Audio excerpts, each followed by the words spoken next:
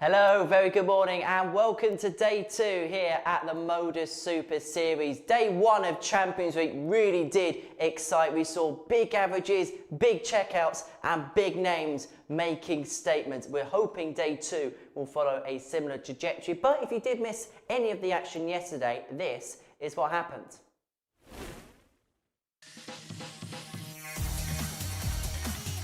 On his first day's play at Champions Week, the man from Wolverhampton is hoping to muster up more victories on day 2. As far as Karen Crabtree is concerned, he picked up one win, averaging 105.5, but overall is hoping to up the levels of performance. 2 points for him.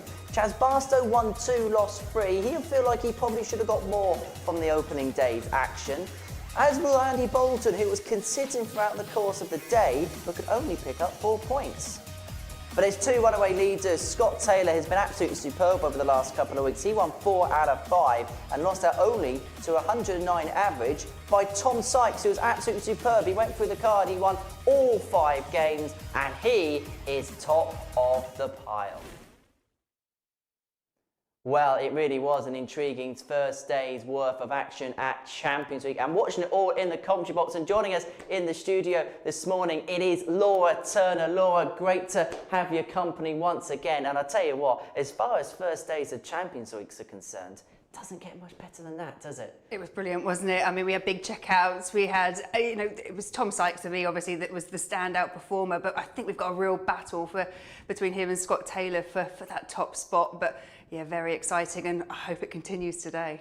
Oh, we certainly do. Right, let's have a look at the table then, following the first day's worth of play in Group A. Tom Sykes leads the pile, 10 points to his name. Scott Taylor, his closest rival, at the top of the pile, and they really were the 2 standout players, weren't they? Yeah, 100%. They really were. And it had to be a massive average from Tom Sykes to stop that to stop Scott Taylor getting that top spot as well. But you know, they've got a little bit of a chasing pack. Andy Bolton, Chaz Barstow, not too far cut adrift, but yeah, I think it's going to take something big to stop those 2. But you look at the calibre of players that are in the chasing pack, they're all players that you'd think that on their day can go through a card. Absolutely. No result will surprise me. It really won't. You know, these are all champions from this series. They know how to win. They've done it up on that stage, so anything can still turn around. Is it interesting when you look at Tom Sykes and Scott Taylor that they're 2 recent winners that are top of the table? Does that hold any preference? Perhaps. It's one of those things that we've discussed, you know, because they've done it within the last few weeks. Obviously, Scott Taylor, as recently as Saturday, was his last appearance here when he took the title. So that can obviously have maybe a bearing impact into coming here and feeling confident because it's fresh in your mind. Whereas you go back to Andy Bolton, he won in week 2. So that was all the way back in November. So potentially it does have a bit of an impact. Maybe there is a little bit of a recency bias here at the Super Series. And on the subject of recency, Scott Taylor has been absolutely superb over the last couple of weeks here at the Super Series, and it's only taken special stuff to have stopped him. Interestingly, in his last 5 defeats, the players that have beaten him have all averaged in excess of a ton. I mean, this is absolutely ridiculous, Laura. It's obviously the 109 yesterday from Tom Sykes. David Evans beat him with 107 the other day, and then 3 averages of 102.5. Basically, if you're going to beat Scott Taylor, you're going to have to average big. Yeah, that's amazing. And actually, when you look at the score lines, 4-3, 4-2, just the 1-4-1 there. But yeah, you need a big average to beat Scott Taylor. He's putting in some big performances, you know, himself. So I think the players are more than aware of what Scott's doing, and they're really bringing their A game to him. Is that the biggest compliment you can pay a player? Absolutely, unless you're Scott Taylor and you just think, what more do I have to do to keep winning all these games? But if he maintains that level that we've seen from him, obviously it's just going to be very, very tough to beat. It's taken big games, and you know, you have to bring that against Scott Taylor. Well, let's have a look and see what the bookies think following the first day's play. Perhaps not surprised, there's a bit of a chasm in terms of the betting. Scott Taylor is still the bookmaker's favourite at 10-11. Tom Sykes second favourite 5-4. No surprise, the 4 at the bottom are big outsides. But are you surprised Scott Taylor's the favourite, or do you think his consistency over the last few weeks has warranted that tack? No, I'm not surprised. I mean, there's not much, obviously, between them, but Scott Taylor's the more experienced of the 2. Obviously, he can take it into the next day. It's questionable. Do we know if Tom can actually do it again and again and again? I'm not saying he can't. It's just, I think it's just the provenness of Scott Taylor. That's probably why he's just edging it. And although the averages for the actual day yesterday were very close, it was Scott Taylor who averaged ever so slightly higher. So as you say, consistency. Consistency could be the key here. Champions League. Right, let's have a look at the bet builder and see what you're having a punt on at home, shall we? Pays just over 8-1 this morning, over 2.5 on 8 in the Karen Crabtree Tom Sykes game. Scott Taylor, most 180s against Chaz Barstow, and Tom Sykes to beat Wayne Jones, 4-2 or better, pays just over 8-1. If you're having a flutter on the Super Series today, it is 18 plus and it is begambleaware.org. Right, our first game of the morning session sees Chaz Barstow in action up against Andy Bolton. Now, Chaz is a player that you know quite well, Law, obviously your county teammates for Hampshire. Now, there's been a little bit of pressure on his shoulders since winning that first week here, back in Southampton to play the first Champions League, to come back and do it again. But you know Chaz better than anybody. Would you have felt that pressure expectation? Do you feel like this would be a little bit of a weight off his shoulders coming back here? Yeah, I think with most players that come here, they just want that big weekly win. They want to make it to Champions Week. I mean, I don't know if Chaz is one of those players that particularly feels a great deal of pressure. He just enjoys playing darts, and to me, he's a player that year on year he's got better and better. Had that peak year, obviously, when he started in the World Championships, but. Yeah, I don't know. I think he just takes most things in his stride. He's quite a relaxed character, so I think.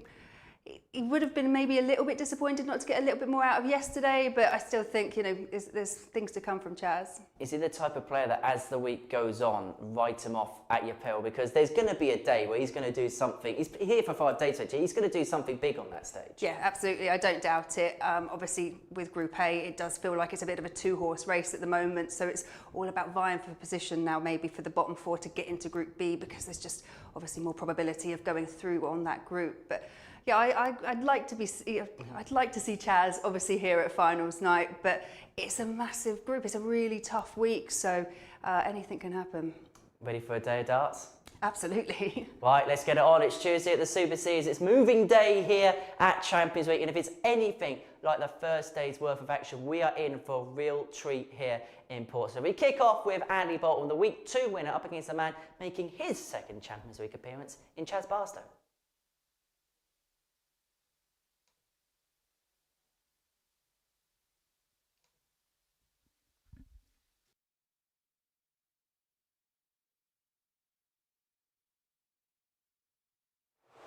So, Chaz Barstow back at the MODUS Super Series and hoping for the ultimate glory come Saturday night. He takes on Andy Bolton, a man who himself will feel like he needs to have a place at Champions Night. He made it through the Champions Week in Series 3, but didn't manage to make it through. Right, who's going to win this first battle of the morning? Real intriguing one. Big game in the middle portion of the table. The victor will move on to 6 points and put themselves in a good suit. Alongside Laura Turner describing all of the action this morning, it's a very good morning to Paul Nicholson. Good morning, Henry, and welcome everybody to day 2 of Champions Week. We're going to start with the 45-year-old from the former capital of England, Winchester. Now, there's a bit of a factoid for you in the first couple of minutes. If you're going to your quiz this week and they ask you what was the capital of England before London, it was Winchester. But Andy Bolton, 50 years of age now, eligible for seniors darts. And he's one of those players that people who are already playing seniors do not want to see walk through the door. That's for sure. They are the words of Chris Mason, who I am reliably informed was watching yesterday. So I hope you're having a nice week, Mace. And all the very best to him as he mounts an assault on the World Senior Championship, which starts in a couple of days. However, everybody wants to be in position to potentially win Group A at the end of today. The whole mission about Tuesday, Laura, is about, are you in position to strike on Wednesday? If you're not, you start thinking about Group C and Group B. Yeah, I agree. And as we were speaking there with Henry, just feel it's a bit of a 2-horse race at the moment, but I just wouldn't write anyone off at this early stage. We've had the 1 day of play, 2 left to go. But yeah, if it carries on like it did yesterday, it's going to take something special to stop the likes of Sykes and Taylor. 100. That graphic about Scott Taylor's defeats tells you an awful lot. You can do a great deal with an average 57. Of around 93 to 95. But at the minute, if you want to beat Scott Taylor, it's got to be 3 figures. You can't have 4 figures, so I can't say 3 figures minimum. But it's going to have to be 100. good. As for yesterday, I think both players would feel okay with 4 points. At times they didn't play their best, but they did have a couple of good performances in there, and they both walked away with 4 points. Andy, you require 161. And he's against the darts today, looking to do the double over Chaz. And what a lovely approach that is to leave a double after 12. It was quite an important last win, I felt, yesterday for Andy Bolton. Very last game of yesterday's 100. session. If he'd lost, Andy, he would have only had that 1 win. That's 2 points, and it would have put Chaz on 6. Would have changed the dynamic of the table. Well, how does he hit this one? He's going for top. No score. Chaz, you require 130. It's an outside chance, but I wouldn't put it out of Chaz's reach. He'll go 51 tops here. Unable to get dart 1 means that tops is out of the equation. 91. Andy, you require. And he's got to put it right this time to get that break of throw that he knows he should have banked already. Double 4. Change of hockey position. Same as yesterday when he went from 8s to 4s. Game shot on the first Take leg. note, Andy everybody. Bolton. He's 50 years of age with 25 years of experience. And that step off Second leg, it's Andy to throw first. was not an accident. Game on. His body is closed on the bottom left corner of the board when he goes for those shots. When he goes for the right-hand side, he has to open that body up. And if you're someone who has the same 59. kind of stance as him, try it. It makes an enormous difference. Yeah, really does use it to good effect, doesn't he? Now, yesterday's numbers were 84. really interesting to write down this morning. Andy Bolton, and at this stage yesterday when he was playing in game 1, what did we say about him? 96. He'll average 90. What did he do for the day yesterday? He averaged 90.12. He is about as predictable 93. as the price of a newspaper when you go and get it in the morning. Yeah, I did look at that this morning as well, just to recall. It is just that, I mean, to be able to do that on a consecutive basis, that will win you a lot of 100. games, but possibly just not against Scott Taylor. Correct. And he did start against Taylor yesterday. Averaged 91.18, so slightly over his daily numbers. 43. And it wasn't good enough to get a win against Taylor. He only lost 4-3. However, we didn't get a great deal of close games 96. yesterday. Even though it was a tremendous day, there was only one game that went the distance, and it was the very first one. Yeah, I find it unusual 60. when we talk Andy, about you what a require close group 150. we think this will be, and it still has the potential to have not very many close results. Just seems a bit unusual, and actually to have so many 4-0s. Yeah, we did have 98. more than one 4-0 in a row yesterday. We had a spell in the middle of the fixture list. It was kind of ridiculous for a Champions Week first day that 37. it was 4-0, 4-0, 4-0, Andy, you require 4-0. 52. This one could be 4-0. If Andy finds 52 Shot on and a it's second 2 more leg, legs after Andy this, Bolton. Chaz starting slowly here. Andy just doing what he does. Third leg, it's Chaz to throw first. They were fairly Game similar on. in the doubles yesterday. They both hit 11. However, Andy did so with 29 attempts and Chaz with 3 more than that on 32. 121. Bolton's percentage was 38, which is good. However, top of the pile were Sykes and Taylor, both on 44%. 45. All of the statistical stuff from this morning, it showed a bit of a gap between the top 2 and the rest. 100. It wasn't just the points, it was everything else as well. Yeah, averages, finishing stats. And actually, you were mentioning it to me before, just even that margin between their top average and their lowest average yesterday is nominal. 140. Possibly bigger for Sykes because he had that massive 109. Had he not had that, his range would have been rather small. 95. But that 109 average meant his range was greater. We'll get onto that in Game 3 when he takes on Cam Crabtree to get to 12 points. But Cam could do everybody a favour if he beats Tom Sykes in Game 59. 3. Just to peg him back a little bit. We did get 7 maximums from Chaz yesterday, which was 3rd position 134. in the 180 table yesterday. And this is a much improved 3rd leg. Well, something we spoke about yesterday with Chaz. He's not always been kind of well renowned as playing his best stuff in the 100. morning. Did Chaz, start you off require yesterday with a 51. win and a 90 average, but just taking him a little while to get into the game. But as you say, great leg and double 10 required for 1 on the board. 31. Andy, you require 157. And this would be something. Andy's biggest finish yesterday was 104. So he hasn't had one of those massive 3-figure outs yet. In fact, 137. the 2 players Chaz, you who require had 20. the 2 most difficult finishes were Taylor and Sykes again. That's unfortunate. And again, he doesn't score. get the correct bounce that he was looking Andy, for. you require 20. And Bolton could make him pay for that because this is a double break opportunity.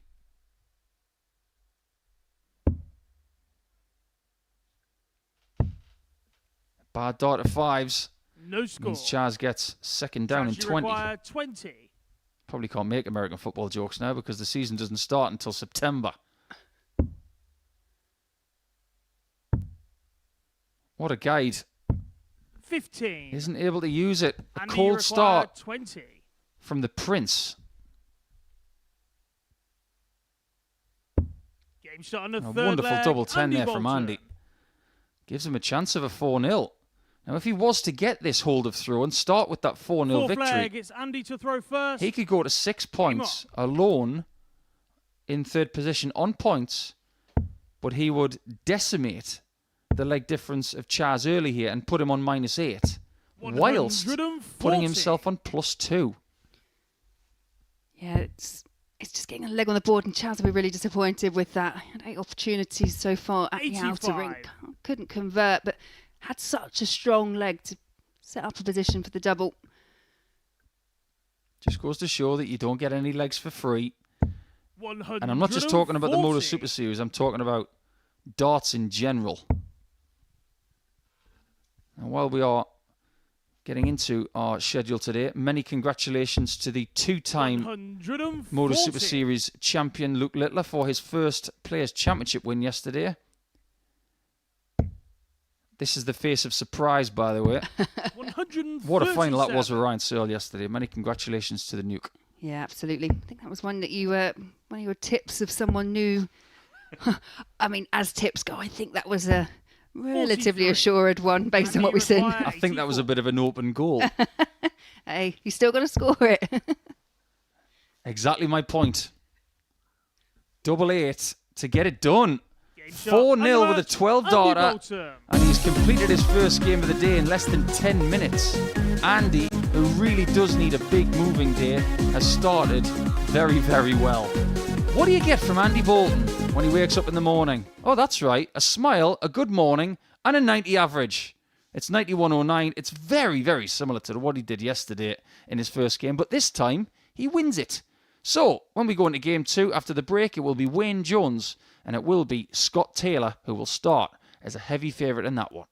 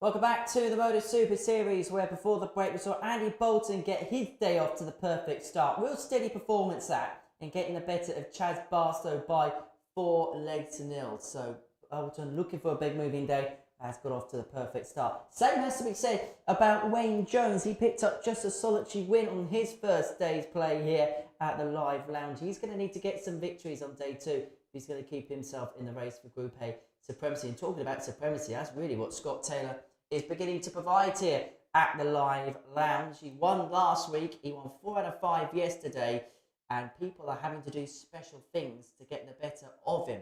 Can Wayne Jones do exactly that? Right, let's find out in the company of Laura Turner and Paul Nicholson.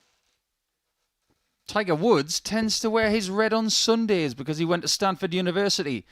Scott Taylor wears red on Tuesday. Yesterday, Wayne Jones had a fairly frustrating day, the 58-year-old from Wolverhampton, nicknamed the Wanderer. And he came away with only 2 points and was at the foot of the table. But Scott Taylor was impressive. The only person who could stop him was the undefeated Sykes. I'm sure Taylor may be feeling the effects of being in the middle of his second consecutive week. He played 6 consecutive days last week. Only had Sunday off. First leg, it's Wayne to throw first. Game on. And he may have a little bit of experience of Tuesday from last week. However, it wasn't good experience, was it, Laura? No, it wasn't the best. Did pretty much what he did yesterday. 125. I think actually last week, I think he actually may have gone through the card. But on that second day, just couldn't back it up. And we've spoken about how 100. I think his explanation is he just throws harder if he wants to improve. But, we see it as that kind of almost aggression towards the board. He has to throw it with that pace and that weight, and didn't quite do the same thing, didn't 100. replicate on Tuesday. He may well be very much aware of it, but doesn't really want to drop off, because if Sykes carries on the way he has 99. been, then he could be in a bit of trouble and have to play another few more days. Yeah, imagine that. Having to play 6 consecutive days. You get the mandatory day off, and then you might have to play another 6. It almost reminds 45. me of one of the first series we had in our studio in Southampton, to beg your pardon, when Sean MacDonald of Scotland 121. made it all the way to the final of the second week he'd played. And he'd won the previous week. Remarkable stuff, and he was exhausted. However, Scott Taylor will be a massive favourite for this 81. game because of the gap in their averages yesterday. Just a mere 10 between them. And in fact, if you want to be impressed by Scott Taylor just a little bit more, 131. we all know how good Sykes played yesterday. When you require 150. But the best running average yesterday came from Taylor, 97.18. Yeah, and I think that's just probably one of the reasons why he's coming in this week. He is still 45. tournament favourite. Scott, you He's require still favourite to 50. take Group A, take the title. Game shot on the Starts first rather leg, well. Scott Taylor. Keep replicating that, and he won't be far away from the top of the table at the end of day 2. Second leg, it's Scott to throw You don't first. have to be at the top of the table at the end of Game on. Tuesday. You just have to be in striking distance. I think that's the important thing to communicate here. It's the same as Saturdays in golf tournaments, or should I say, in traditional 93. golf tournaments, because there are different types these days. But in the usual 4-round event, moving day is Saturday, you've got to be within range. Take your 60. Rory McIlroys and your Paul Lawrie situations out of it, because maybe when you're 10 strokes behind, you can still win. But more often than not, you don't. So in 45. darts, here in Portsmouth, you want to be within 2 points if you're not top of the table.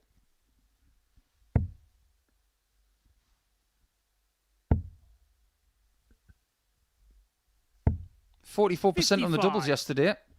I think that will please him because that is a continuance of excellent doubling from the end of last week.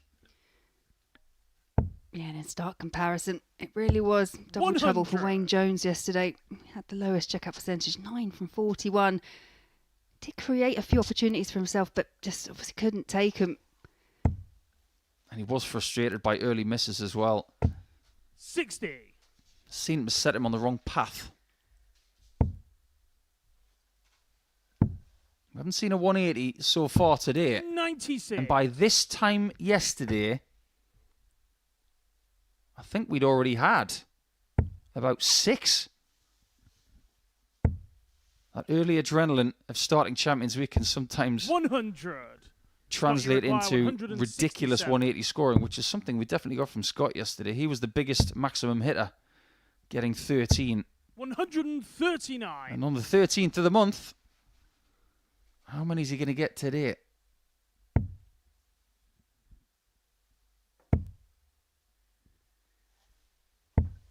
$85. Nice Scott, leave you require after 28. 15 this time. Game And shot does on the not miss second the outer leg, ring Scott again. Taylor. This is looking really good. Not for Wayne. Third leg, it's Wayne to throw No, first. just Game on. saw a little shrug of the shoulders there from Wayne Jones. Must feel very much like he's kind of started off today a bit where he left off, but there is a 180 from Wayne Jones, first one of the day. If you'd have said to me that after 16 games in Champions Week, 58. we'd have 6 4-0 scorelines, I would have said, you're having me on. But it has happened. 26. I think the attitude of some of these players, especially Scott, because he's going into his second week away from home. And he will have responsibilities at home to take care of. This is the 80. sacrifice you've got to make as a professional or semi-pro sports person. If I'm going to be away from home for this amount of time, it better be worth it. Yeah, absolutely. You can definitely see just that 22. a real level of focus from all players. I know they're all obviously going to be putting everything into it, but just for me, Taylor and Sykes, they just seemed so focused yesterday. 140. Just imagine the feeling that if you're away for 2 weeks and you've been here, it's a good sign that you've been away for 2 weeks because obviously you've been successful in week 1. 100. I saw a tweet on Monday morning from Ross Fisher, the former European Ryder Cup golfer, saying that he'd been in the desert for 4 weeks and it was really, really hard. Playing in places like 42. Bahrain and Dubai. You might think, well, that sounds idyllic. But these people work really, really hard to get success, and success is not guaranteed. I know, we probably 135. have experienced bits of that ourselves, being on the road.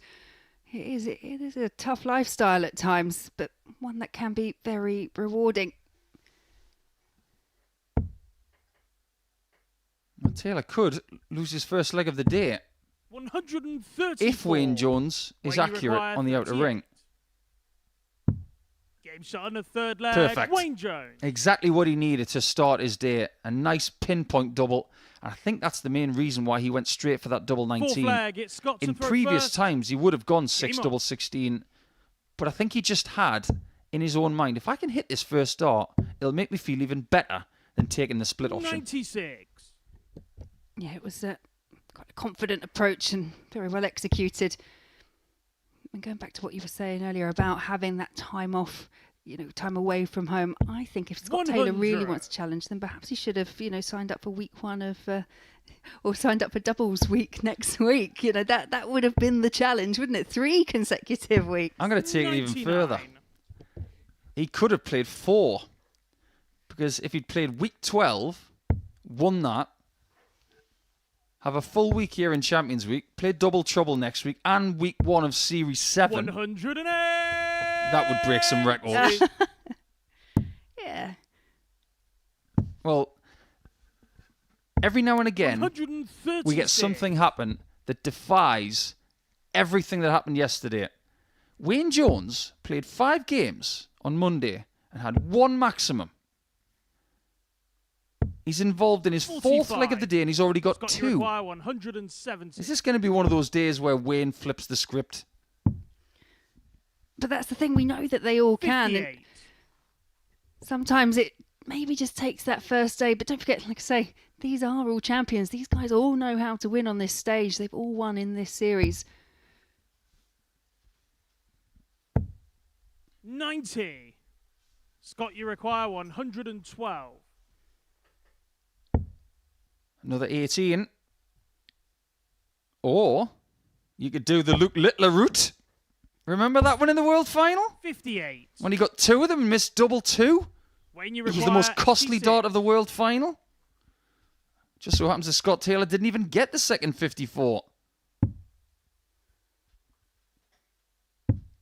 78. Oh, they could be costly though. I assure you, Scott's not going to go Scott, you for require 18 this 54. time. Wonder what would have happened if Littler had hit that double 2. Sliding doors, everybody. Double 10. He finds that for 3 legs to 1. Taylor. Come on, Laura, I'll put you on the spot. If Littler hits that double 2 for 5 sets to 2, is he the Fifth world leg, champion? it's Wayne Yeah, to quite throw possibly. first. It's a massive Game bridge on. to gap. But we'll never know, will we? That's the thing. And that is the fine margins we're working with in darts now. Just one tiny defining moment can cost you it can just change the game around, and it 100. definitely changed it around for Luke Humphries. I'll tell you what's really frustrating as well for someone like Wayne. Wayne's played in PDC darts 123. Off and on. for over 20 years. He has won on the Challenge Tour 4 times. He's not got one senior PDC title. 41. Littler's played in senior PDC darts for a month and has got 2. Yeah, absolutely 60. worked that out. But we've all spoken about it. It's a real testament, isn't it, to just we can't wait for him to burst onto the scene. He's been playing so well, obviously here at the MODUS Super Series, but away from that in the 45. JDC, and just seeing him up there and actually him doing it. I think sometimes that's the most impressive thing. We know what some of these players can do away from, away from the big stages, but to actually bring that A game and some, and make it to a world final. Well, if I may get on my soapbox for just a minute, I know all the headlines are going to be about Luke today, and obviously whoever wins this 100. week. But what a great story yesterday for Mickey Mansell getting a 9-darter in the first day of the Pro Tour, and Leighton Bennett. He was the youngest player to have a 9-dart leg in PDC darts for 53 minutes. Yeah, which then was backed up, and I think I read somewhere there was a combination age of the 2 players who hit them first, which was obviously Leighton, followed by Luke. 55. Mickey hit his afterwards. It was the combination age of 35 for the first 2. I know. Do you feel old yet? Because I do. 90. Wayne, you require 160. This would eclipse the biggest finish of yesterday by anyone. And that was a very close call. 96. 90 for the win. Scott, you require 90. To get to 10 points, he needs the bullseye. 59. First match dart Wayne, comes you and require goes. 64.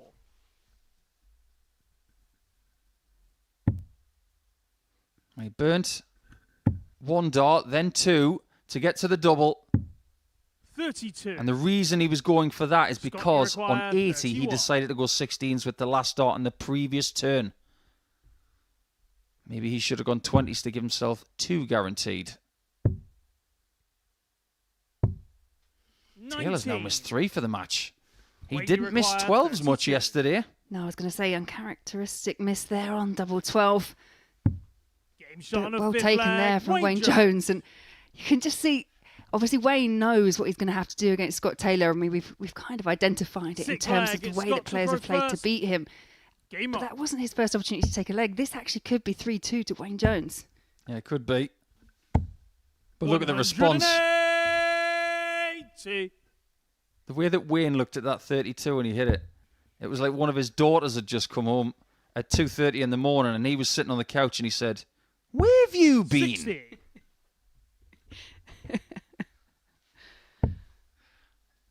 Yeah, but this is a huge response from Scott Taylor. 139. Obviously wanted the 144 instead of the 141, but you look at that 60 bet, it looked fairly inviting. Most important thing is to get the win, 95. which is looking increasingly likely now. Taylor's played much better than this throughout the course of the last couple of weeks. But this is a definitive acceleration. And if this is one of his bad performances, watch out. He's still averaging over 93. It's just impressive the way he can rally. 40. Scott, you require That's a 42. great word.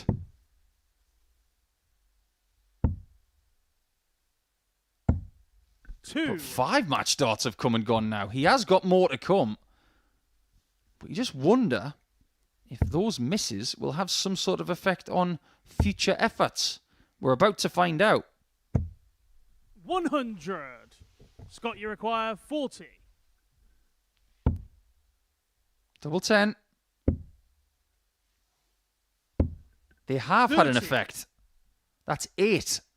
Wayne, you require 1. If Wayne takes us the distance, he will have the darts on the last leg. Yeah, needs a treble. Opted to stick. Didn't work out for him. 70. Scott, you require 10. 9th match start. Game shot. And it's under there. match. Scott Taylor. A somewhat languid retrieval of the dart from the double 5, but it is a valuable 2 points for Scott Taylor, who does get to double figures in that table. He joins Tom Sykes on 10, and his leg difference will improve to +9. It means that Sykes will retain his top spot before he plays his first match, which is coming up after the break, and he's up against Cam Crabtree, who was in 5th position overnight.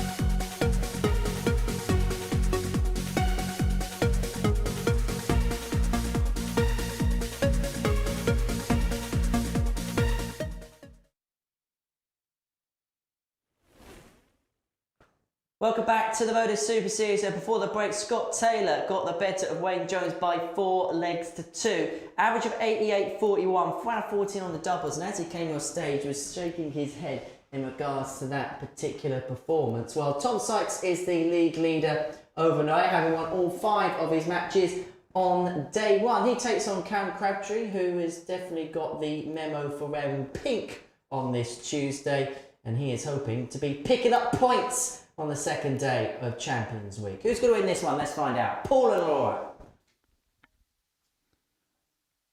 Cam Crabtree is back at the hockey now. First game of his second day. And with only 2 points on the board and 8 behind Tom Sykes, he's going to have to go great guns to figure out a way to get into a striking position for the final day tomorrow. It has been done before, but not very often. We now have a 4-point gap at the top. Sykes and Taylor on 10 points. And the gap will be embellished if the man from Yorkshire gets 2 more points to start his Tuesday. He was perfect yesterday, Laura.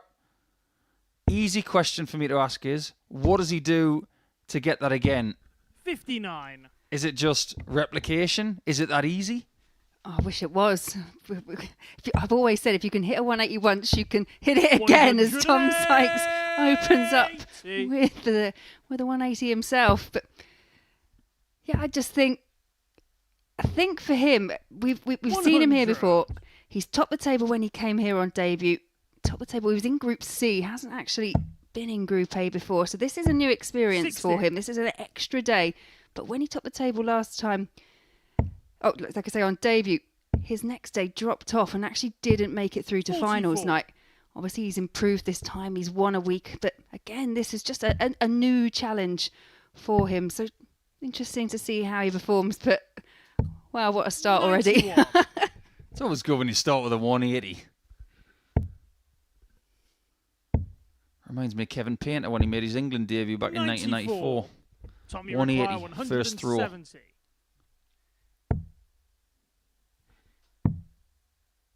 I could see Kev giving it large after that as well. Oh, yeah. Great haircut, great shoes, great trousers. Wallop. 180. First 3. And many 140. best wishes to Kevin this week. He was also playing at the World Seniors as he goes for glory at the Tavern. Crabtree has stuck around in this leg and done a very good job of getting the first 64. 2-dart chance. Double 16 for him. 32. Just had to be a bit more Tommy require aerial 48. with that dart. He was afraid that in going for that 32, he might flick his own second dart flight. 16. And Sykes gives him a Tommy second bite of the require cherry. 32.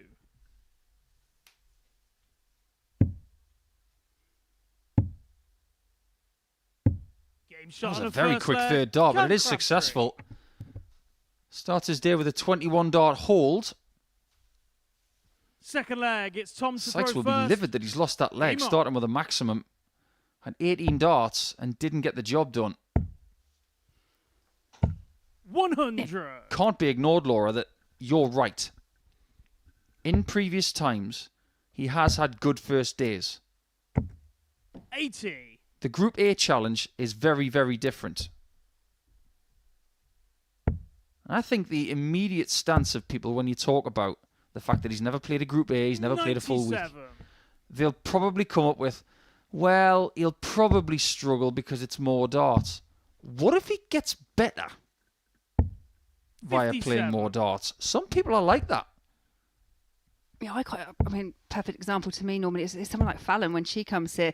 Perhaps takes a couple of days to warm up, but normally finds a spot in finals night through either Group B or Group C. I've said that for years. I think when Fallon gets the competitive reps she needs, 80. she's just a world-class Tommy player. require 120. Forget about gender.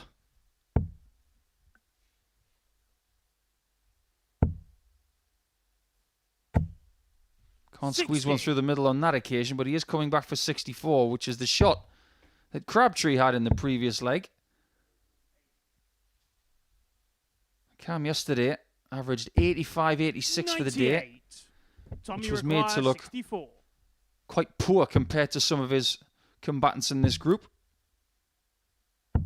Very good Shot on tops the there from second Tom. leg, Tom Sykes. 15 darter to hold his throw in leg 2. The man who averaged exactly Third leg, it's 97 Cam to on the throw number first. yesterday. Game on. You don't see that every day. No, very impressive. And I don't know. The more I'm watching 58. Cam, and I'm kind of looking at the stats of what he did last year. Obviously, opened up his MODUS campaign with that massive 115 average, and had a very successful 120. challenge tour, very good development tour as well. But since then, coming to Q School, going to Challenge Tour, just hasn't been able to replicate that level of 99. performance. He said himself he was disappointed with the results from Challenge Tour. He was disappointed with the results from Q School. And for me, he just 100. hasn't really just hit those levels. He did have that massive average. We know what he can do, but it's the consistency for me just seems to be lacking slightly. I have to agree. His range yesterday, it was the highest of anybody. We know he put in that 72. 105 plus in his game against Andy Bolton, and I think Andy was quite surprised by that level of performance 45. considering what Cam had done in his previous 2 games. But if you consider what he did on the low end of the spectrum, it was in the low 70s. His range was close to 80. 32 points. That's too much. That must close. And even Sykes' range yesterday was 20. 140. But his worst average was 88, which was above Cam's daily number. Yeah. Yeah, it's just, you 125. know, we always like doing Tommy our research required and having a look at the 96. stats, and it's just what I can see. It's almost like he's had a great season, just trying to replicate it. And Sykes 78. can't pin Cam, you double require 18. And 67. 4 missed starts at the outer ring so far for Sykes. Game shot on the And he's third paid leg. the Cam price for them Crabtree. all. Crabtree takes a 2-1 lead. Sykes, realistically, Fourth leg. It's Tom to throw could be first. 3-0 up Game on. with 2 breaks of throw. And as it stands, he doesn't have any. 96. This is why darts really can play with your head as a player. You're going into leg 4 thinking, 100. how am I not 3-0 up? The way I'm playing, how confident I feel.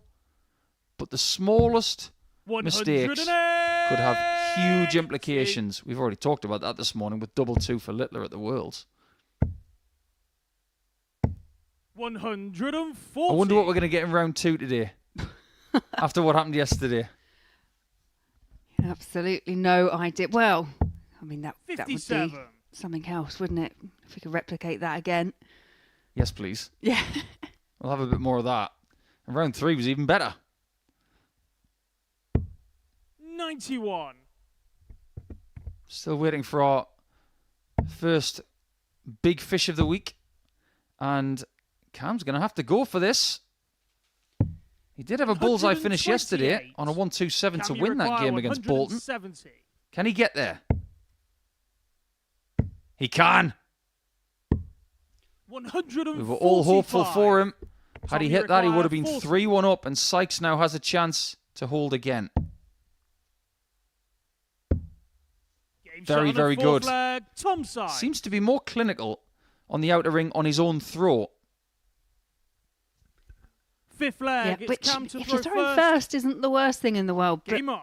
Sykes is going to have to find a break, and whilst we know that hasn't been a problem with him so far for him this week, he's struggling slightly on the outer ring 135. today. I'm obviously 2 apiece. It could so easily be 4-0 to Sykes and could be back in the practice room.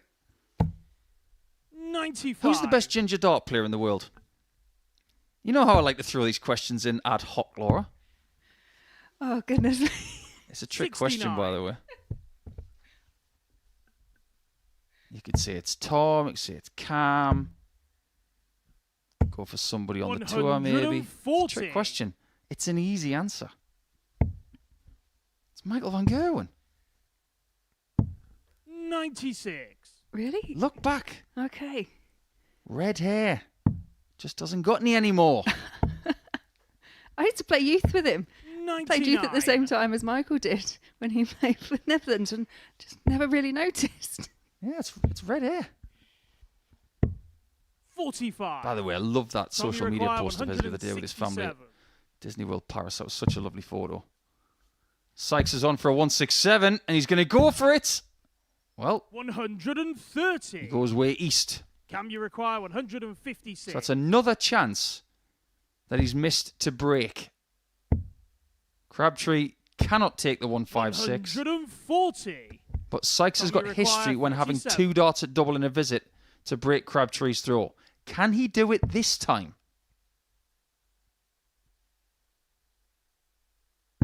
Yes, he can. And that might be the difference in getting the win. He could have... Well, I hate to say this, but it reminds me of the great Richie Burnett. It's Tom to throw first. He came away from a game on the Pro Tour. He lost 6-3 and he said, I should have won 9-0. Well, Sykes could realistically be 5-0 up in a first to 4 game here. Yeah, he has. He's crafted the opportunities, and that's because of this power scoring. 140. Third 140 of the match for Sykes, but he's had 3 180s as well. So just some uncharacteristic troubles 137. on the outer ring, but he seems to have written that now. I think the best aspect of 180. Tom's performances yesterday were all coming from great first darts. As soon as he finds that, he's got that 42. metronomic, smooth rhythm that isn't too fast. He aims dart 1, he continues dart 2 and 3, and my word, that reminds me of Gary Anderson. And I can't pay him a bigger compliment than that. He's on a 10-darter to win this match. We've likened him to great players, 60. and he's doing great Tom, things. you require 36. Double 18. 27. Had he hit that, it would have been another 3-figure average and well over it as well. He's missed 9 darts at double in this match. 140. And he's averaging 100. Tom, you require 9. Outstanding, but this can be awkward. Now it's awkward. Don't you open that trap door. Because there's something down there. That's what's down there. Tom's side. A somewhat unconventional finish, but it does bring a smile to his face. He's got a very good first round win by 4 legs to 2, and he could have won that 6-0. He had darts in every leg, and still he gets a 97.5 average, even though he missed 10 darts at double in that. Still got other levels to find potentially. Not a good first game for Cam Crabtree. We'll see him against Wayne Jones in game 6. But when we come back for the start of round 2, it will be Taylor against Barstow.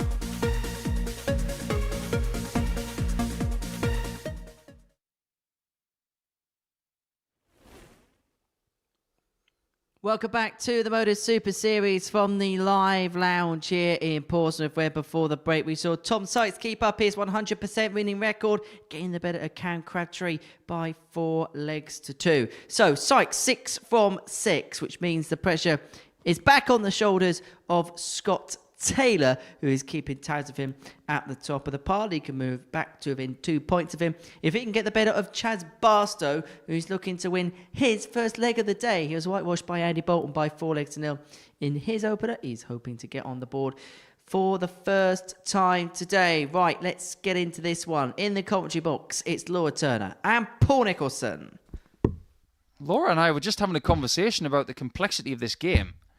Because if you look at the table with Sykes on 12, Taylor on 10, and Bolton on 6, if we have another win for Taylor First leg, here, it's Scott to throw first. we're seeing huge separation from the top 2 to the rest already, and it's not even Tuesday lunchtime.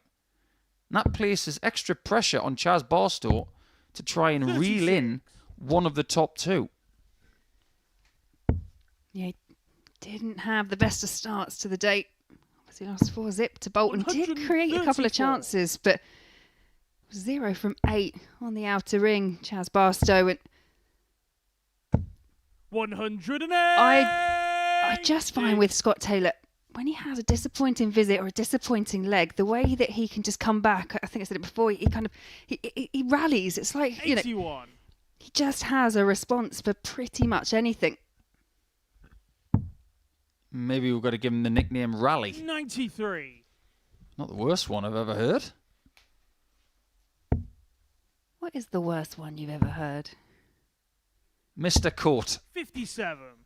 Really? Sorry, Jan. It's dreadful. That's why he changed it. Came out to Lakeside looking like he was going to serve ice cream for everybody. 95.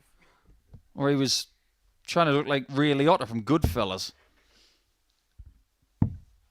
What about you? 99. I'll be honest, that one Scott, you probably require surpasses 97. anything that I've ever heard before. Yeah, I just think I like nicknames that are natural. Game shot on the first leg. Scott Taylor. Well, 15 daughters seem natural for Scott Taylor, but when you say about natural, do you think things like Walshy and Chizzy Second and leg, things like it's that? chance to throw first. No, I Game on. tend to find, like jackpot, something that happens that then, that becomes your nickname. Sometimes I think when players force themselves 84. to get a nickname, you can end up with the coat. Should have been sponsored by a paint company. Get himself a second and a third coat. Scott Taylor's on a mission here. He's got himself 97. 2 maximums already. I think he finished that first leg in 15, but did open up with a score of just 36. So it's just that scoring power. And as I say, just the way that 95. he can respond. It's won in the games that he's won so far. He has found himself behind a couple of times, especially yesterday, and he obviously doesn't like it. 108. Here we go. This is what we got yesterday. In fact, we got 40 yesterday. A lovely round 59. number. Chance you require 100. I honestly can't remember the last time I saw 40 180s on a Monday. How about a 140 finish? 130. Tremendous try, that. Scott, you require 160. And that was for 320 and 6. 59. Double 5. Chance you require 10. For me, he's got to hit this. Just to feel a little bit more confident on the outer ring. Game shot on the Finds a second double. leg. There you Chaz go. Barstow. That is his first leg of the day on double 2. And it's a 15 darter on double Third 2. leg, it's Scott You to don't throw see them first. every day either. Game on. In fact, the most impressive leg I've ever seen 100. on a small double was Michael van Gerwen hitting a 10 on double 1. Yeah, that's no mean feat, is it? Yeah, 180, 139, 57. 180, double 1. Incredible when I first saw that. Never even thought about it until that moment. This has got to be a 180. It just had to be. That was an open goal for Taylor. 180. Yeah, well, 3 legs in, 3 180s for Taylor. 4 in total in the match. 78. How many are we going to get in this game? Well, yesterday we had 7 with Taylor against Bolton. And that game he had 45. with Tom Sykes, which was rather incredible, also had 7. 60. This has got a chance of breaking that. But only if we have more than 5 legs in it, 90. in my opinion. Yeah, well, as it stands, Scott Taylor's looking very difficult to break, and that is something Chaz Barstow's going to have to do if he's going to beat him. 99. Scott, you Yeah, require Scott Taylor's 86. playing so well at the minute. He's about as unbreakable as a vibranium Christmas cracker. Game shot on the And third look at that leg, for a bit of Scott flair. Taylor. He's got form for that. That 143 yesterday that he took out, he did it with bull double 18 at the end. Fourth leg, it's Chaz to throw first. Game on. You can get in touch with us today if you so wish at MSS Darts 134. on X, Instagram, and our other channels. Let us know what you think is the worst darting nickname. 100. We'd love to know. There are plenty to choose from.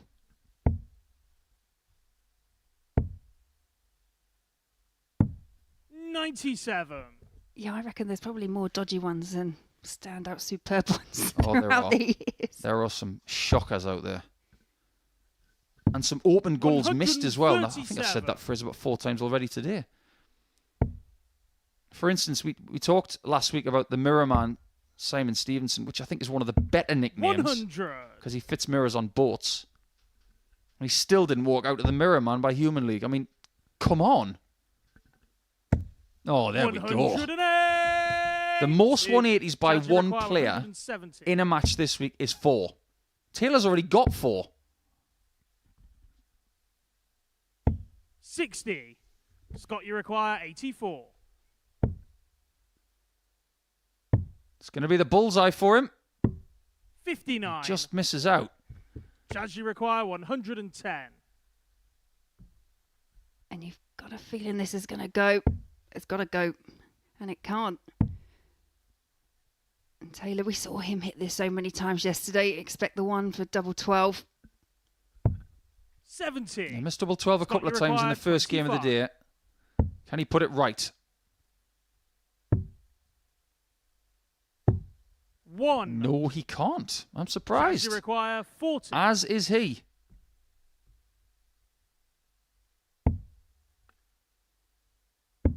Game And shot double on the 10 for fourth Chaz leg. gives him a Chaz level Barstow. game. There's only 11 points between them in the averages, but there's nothing between them in the scoreline. Fifth leg, it's Scott to throw first. Game on. We heard from our good friend Chris Mason yesterday, 57. who is, I'm sure, still getting ready for the World Seniors. And we were talking about this hybrid name that Barstow has. It's a half Barneveld, half 84. Bristow. And he brought up a great point. He said, do you remember that Eric Bristow used to walk out to Chaz and Dave? 140. Only name we're missing from this equation is a Dave. We need a Dave here 1 week when Chaz is here. Or a Rodney?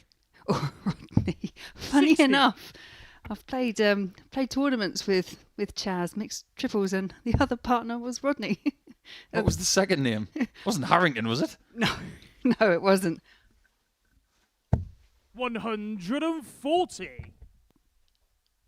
I used to have a really good friend who lives in Goulburn, ACT, in Australia, called Rodney Crawford. One of the nicest men I've ever Scott, met. you require 164. If you're watching, Rod, I hope you're well.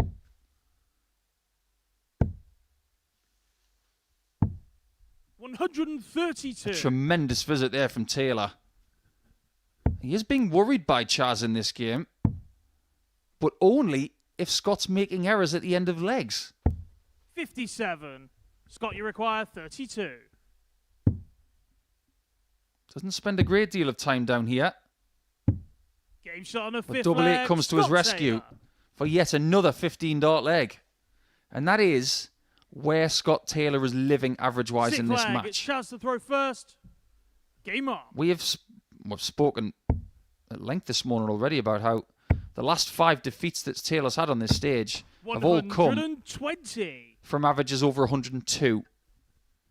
Chaz is not doing that. He's a good 11 points behind that.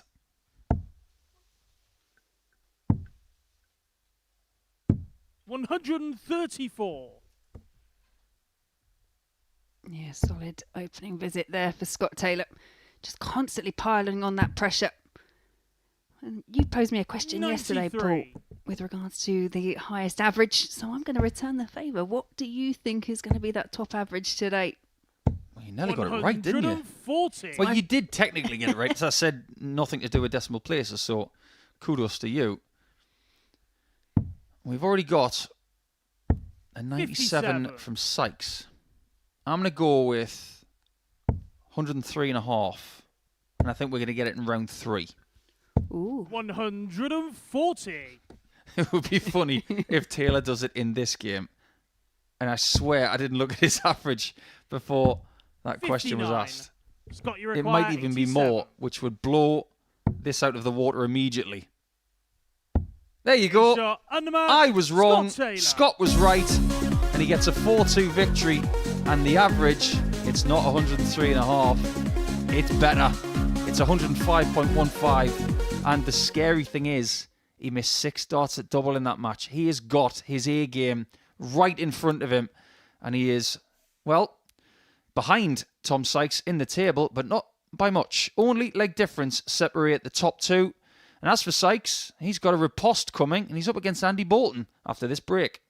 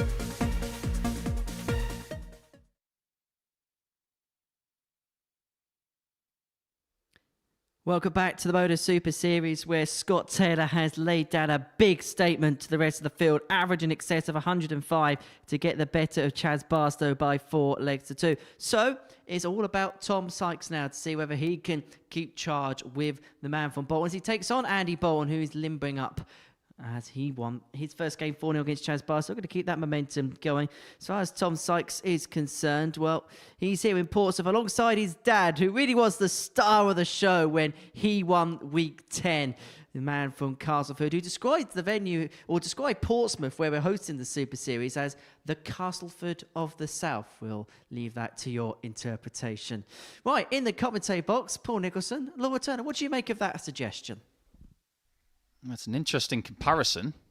I don't think I've ever heard Castleford and Portsmouth being uttered in the same sentence. They don't have a football team First leg, up it's in Andy to throw Castleford first. at the same Game level on. as Portsmouth. Portsmouth don't have a rugby team the same level as Castleford. Castleford is not on the coast. Portsmouth is. But I suppose the person to trust here is Tom, because he's been to them both. 134. You ever been to Castleford, Laura? Do you know, it's one of those things, isn't it? You travel around so much. I'm going to say no, not to a point that I can remember it, but you just don't know. 180. Starting to run out of words, Tom. Oh, and Andy gets the pre-zoom. We were expecting a 180 from him. It's kind of the nature of how it's been this week so far. If that first one goes in, then especially for Tom Sykes, we normally get a couple 58. more. Yeah, I'm going to have to go to Castleford now, because I know a fair bit about Portsmouth. We've been here for about 18 months. Just to see if he's right. 60. We did see Andy limbering up at the back of the stage, and is continuing to do so. 126. One of two things is going to happen in the future. Andy's going to continue to limber up and be a really big player in Super Series action, or he's going to release his own DVD 59. Tommy in require calisthenics, which 137. wouldn't surprise me. I'd buy that DVD. Yeah, but I think you mentioned it before. Obviously, he can suffer with his shoulder. And 93. we've said about Andy stretching require out, especially after playing 148. a full day yesterday. Sometimes you just need to, like you say, have a stretch out. It's quite important. And you mentioned before, darts very repetitive, can really put strains on joints and muscles. For me, it's very much. I lean very much on my right leg, so it's knee, hip, and it's that whole twisting of the body. It's that can 97. play its toll, even though it's not Tommy the most require athletic 44. of sports. Play it long enough, you'll see what it does to you. Game shot on the And first that's a leg. 14 Tom dart break for Sykes. Sykes. This is starting to turn into a two-horse Second leg, it's race Tom to throw at first. the top of the table. Game on. A bit like an Olympic 1500-metre race between Steve Ovett and Seb Coe. You know who the two best players 60. are. Is it going to be them two in the last 100, seeing who's got the best kick? Yeah, tragic news over the weekend about the 100. world record holder for the marathon as well, who was tragically lost in a car accident. Absolutely terrifying news. Yeah, not nice at all. 100. Him and his trainer, I believe. Yeah, his trainer was from Rwanda and record holder from Kenya. More proof that life can be short, so make the most of it while you still have it and be very grateful. And I know that these two are definitely glasses half full kind of guys. Oh, another 180 for Sykes. 180. He got 4 in his first game, and he's already got 2 in this one. That's 6 to add to the 12 he got yesterday, so 59. by Tommy this time require tomorrow, we might have to dig 161. out the record books to see who's worrying the Group A record. And it's funny, is that we asked a few 95. questions. We wondered if Tom could replicate what we saw from him yesterday, and so far, so good. 100. Just don't keep saying those last 2 words Tommy too often, requires because that 66. reminds me of a song I hate. Noted. Double 18. Game shot on the And another second leg. 14 darter. Tom Sykes. Tom is sending a message back to Scott Taylor as those two are on a collision Third course a leg, little bit it's later Andy to on. throw first. That is a game Game on. that you simply cannot miss. And it's not that far away. Game 7, Sykes-Taylor. In the form they're in, it's a must-watch. 99. What's going to happen between now and then, though? Is Sykes going to get this job done quickly? Because yesterday he did against Bolton. Beat him 4-0. 99. You know Andy. I've known Andy for a long time. I don't know anybody who has 100. the cheek to try and beat Andy Bolton 4-0 twice in a row, considering his quality. Well, 57. Tom Sykes, he's It's looking like he's definitely looking like he wants to, but Andy is in a decent position here. If he can just find a 2 treble visit, set himself something up. 100. I don't believe Sykes has a nickname either, you know.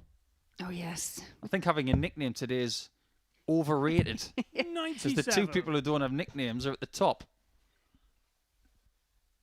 Yeah, obviously letting their darts do the talking. Yeah, by the end of the week, they just want to be called champ, 97. which is actually a very delicious way of making potatoes. You're not surprised to hear me say that, are you, Laura? 134. No, I told you, Andy campaigning require for you. 105. Yeah, it's the Irish way of making mash.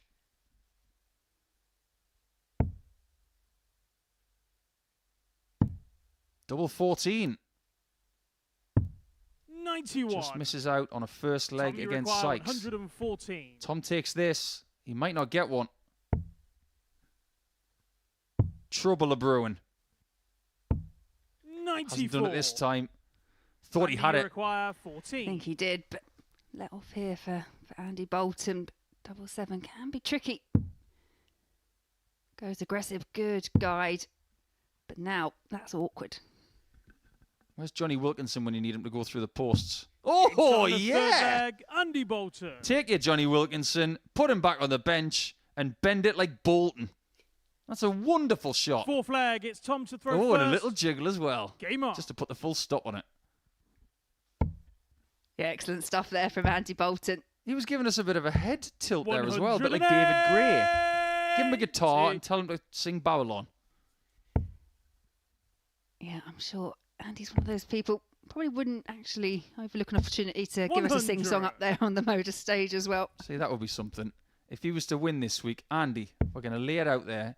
You're going to have to sing something live on Sporty Stuff TV. 57. I think he'd do it as well.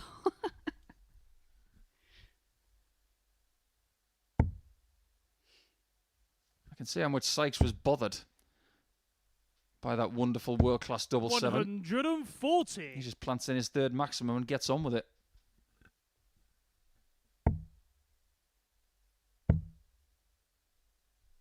He's definitely found something with these new 140. stems and flights that he's put in this week because he's definitely playing better with them. Yeah, you kind of question when people change their equipment, especially when they've played well enough to have won a week already and quite recently. But as you say, it's more of a help than a hindrance. 100. Tommy require 124. After the way he played yesterday, had he changed back today, I would have been shaking my head till the cows come home. But the fact that he's stayed with them suggests 56. to me that this could be a permanent Andy, you change. require 161.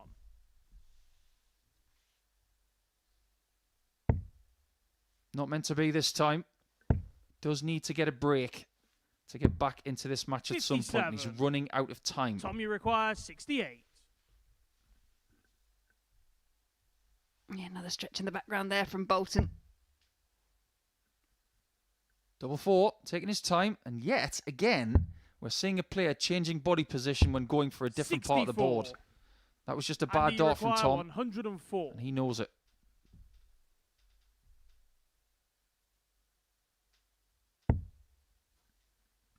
Traditional route means double 16 for a level game. Game shot on the fourth leg. There we Andy go. Bolton. Andy Bolton with a 104 checkout. One of his best checkouts of the week. And he's very Fifth much leg, in it's this Andy game to throw first. because yesterday when there were 4 legs between these Game two, on. the game was over. Yeah, I think that's a replication of the 104 hit against Chaz Barstow in his final match yesterday. But do you think he enjoyed that? 93. I think Andy just enjoys the battle. He enjoys the competition. You think about some of the events that he has won, especially north of the border. 125. Because he's one of 2 Scottish players here this week. Gary Stone being the other. He's won a tournament that I have always wanted to win. 100. I never have. And he's won it twice. The Portland Open in Inverness, run by our good friend Gordy Morrison. They had their 25th anniversary, I think it was, last year. 140. And I know I mentioned that tournament quite often, but it used to be such a big deal. And the fact that it's still going is testament to its organisers. 58. But he's won it twice back to back. That's it, isn't it? I think you do get those kind of regionalised tournaments. They are massive. Down here on the south coast, it used to be one of my favourite ones. Is 140. down over in Hayling And you Island. Used to be require there twice a 170. year. I was talking to Jared Cole this morning. He won the Winchester Open over the weekend. So many congratulations to him. 58. Tommy require 96. I do believe he went through Chaz Barstow on the way as well. A bit of a Champions Week factoid there as we get an 11 dart leg from Tom Sykes. Yeah, Tom Sykes clearly did not appreciate Sixth flag. both the It's Tom to throw 104 and first. being broken. Game on. And stretch and see and hit and... You know what I was trying to do there? I thought you were going full 41. Barbara Windsor on me for a little- second. I see what you did there. And stretch and bend. Yeah, don't go carry on camping today, Andy. Carry on hitting. 60. Could even use a dart player's name for the sound effect of what happened to Barbara Windsor in that movie. Burgoyne. Very good. 140. Yeah, we talked about our friend Pete Burgoyne and said that his surname was like a sound effect. Yeah, is that onomatopoeic? Oh, 44. word of the day. It could be the wrong one. Pretty sure it's something like that.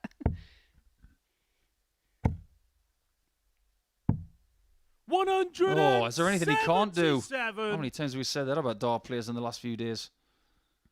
But we're not talking about Littler, we're talking about Sykes. He might even better 93. his top average of yesterday of Tommy require 109.82 if he gets rid of this.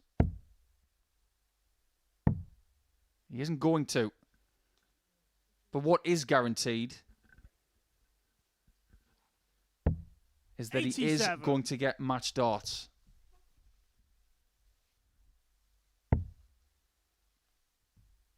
We are seeing a new level to Tom. And his confidence is surely 137. as good Tommy as it's require ever been. 56. What a good time to have it in one of the biggest weeks of your darting life. Double top. Game He's shot too good and for the Bolton match. again. Tom side. That is an A grade, A5 Wagyu performance from Tom Sykes. That's incredible. 107.78. It's not his best of the week. And that tells you everything you need to know. 4 out of 7 on the doubles. And there was very little that Andy Bolton could do in the last couple of legs, which were taken in 25 darts. Astonishing stuff. When we come back, it will be Jones against Crabtree in a battle of the basement.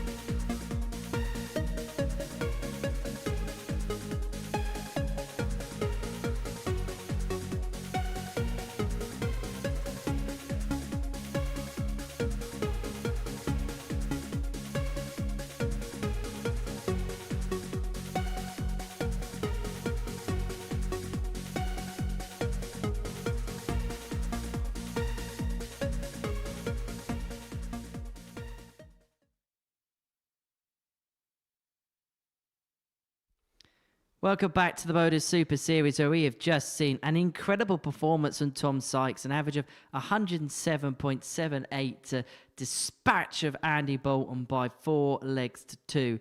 Tom Sykes continuing to go through the gears. That is now 7 consecutive victories at the beginning of Group A. At the other end of the table, we see Wayne Jones and Cam Crabtree in action. A bit of a surprise to see Cam in the predicament that he's in at this stage of the group. As for Wayne Jones, he needs victories and he needs them fast. The winner of this one keeps themselves in and amongst it. The loser may find themselves in a bit of peril. Time to wake up, Cam, and throw some darts with Paul and Laura. Listen to Henry, Cam. So there you go. There it is. That's what he needs to do, but safe to say that they both need wins if they have any sort of ambition of getting towards the top of this group. But even at this early stage, Laura, you've got to be honest. The way that Sykes and Taylor are playing, they're not going to be caught. No, First leg, feels it's very Wayne much to like throw a first. two-horse race. As we've said, Game on. things could have changed with a couple of early results, but so far all still going the way of Taylor and Sykes and building up for a very exciting game between the two of them in a couple of matches. Oh, sorry, the next match. 83. Fair to say we're quite looking forward to the next match. I think it could deliver something, but I don't want to hype it up too much because it could be an attritional 85 average game. But the way that they're both performing at this point in time, it could be just as good as that game we had with Dave Evans and Ross Montgomery last week, which was one of the best games we've ever seen here. If you have not seen that match, it is available on our YouTube channel. So go to YouTube, type in MSS Darts, put in Ross Montgomery's name, and you're going to 59. find that game. It had a bit of everything. As for this game yesterday, Crabtree lost to Wayne Jones by 4 legs to 2. 140. And what was a brilliant day, that was probably the most under par game that we had. But it was as a 92. result of what had gone When you before. require 157. Yeah, I think it's fair to say out of the group so far, these two yet to really find their stride. But as you say, 60. you feel like it's going to be between Taylor and Sykes for that top spot. But everyone could still jostle their position for a place in Group B. 58. If When not, you they're require resigned to 97. Group C, which we have seen people come through and obviously still lift the title, but it's just much more difficult to get out of Group C. Isn't it just? 3 people have got to go there. Game shot on the first And leg. if Wayne finds more of those 15 dart legs, or better, it might not be him. Let's not forget Second that leg, it's Cam Jones to and throw Crabtree first. are only 4 points Game on. behind third position. That's because of the brilliance of Sykes and Taylor at the top. 58. Are you up on a bit of Metallica? You know, we mentioned yesterday that Wayne's a Metallica fan. Do you know many of their songs? I'll be honest, it's not really my kind of music. I 100. listen to most things, but There's a lot of their songs you can attribute to Wayne today. Winning this game, well, Nothing Else Matters. That's one of their greatest songs. 45. And it was actually tipped by Elton John as one of the most melodic songs of all time. He's dressed all in black, and that song was on the Black album. At the start of the week, he wanted to be 140. on top of the table and holier than thou. Easy for me to say. But if he finishes bottom, he's going to be Saint Anger. very good indeed. 100. And Laura can confirm that I haven't got those written down. I'm just a Metallica fan myself. I was going to say no notes. I'm trying to look and see if I can get any clues, but no. No, sad but true, eh? 140. And one of the reasons I know that song is 'cause it was my first walk-on song. Ah. Yeah, that's when the whole 140. sunglasses and When you require 121. Wolverhampton routine started. So there's a nice little segue to Wolverhampton.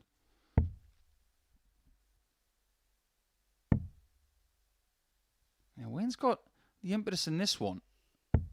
49. Can you require 158? And he'll be hoping to get a shot at 72, which he now will.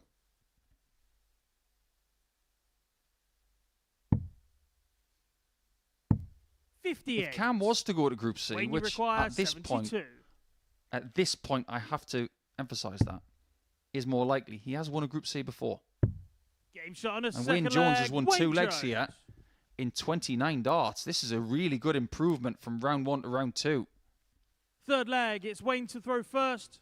And it's interesting, and I Game know we on. talk about the psychology of the game, but Wayne's solitary win came yesterday against well, I'm doing it now, Cam Crabtree. And I just wonder whether 100. when you've got that win under your belt, you know you can do it. You've got that extra bit of confidence, that extra edge, especially when you've seen Crabtree come out and know that he's struggling slightly. 57. Do you know who the most famous Cam sports person is over the last 10 years? It's an American football quarterback called Cam Newton. Played for the Carolina Panthers and took them to the Super Bowl, but 66. didn't win. One of the most fashionable people in sport. I will take your word for it. I think we've said my NFL knowledge. I did try and watch it at the 59. weekend. Got to the halfway time. Watched Usher, really. I think that was kind of more. I understood it more. I kept trying to reference rugby, and it just, it's different. In the background there, we've 100. got a little bit of ghost action from Cam. Trying to do his best Daryl Pilgrim impression. That's interesting because they do travel together. Cam and Daryl. 108. What more do you want, Cam? You just hit a maximum. Might want to do a bit more ghost action in the background, because it worked.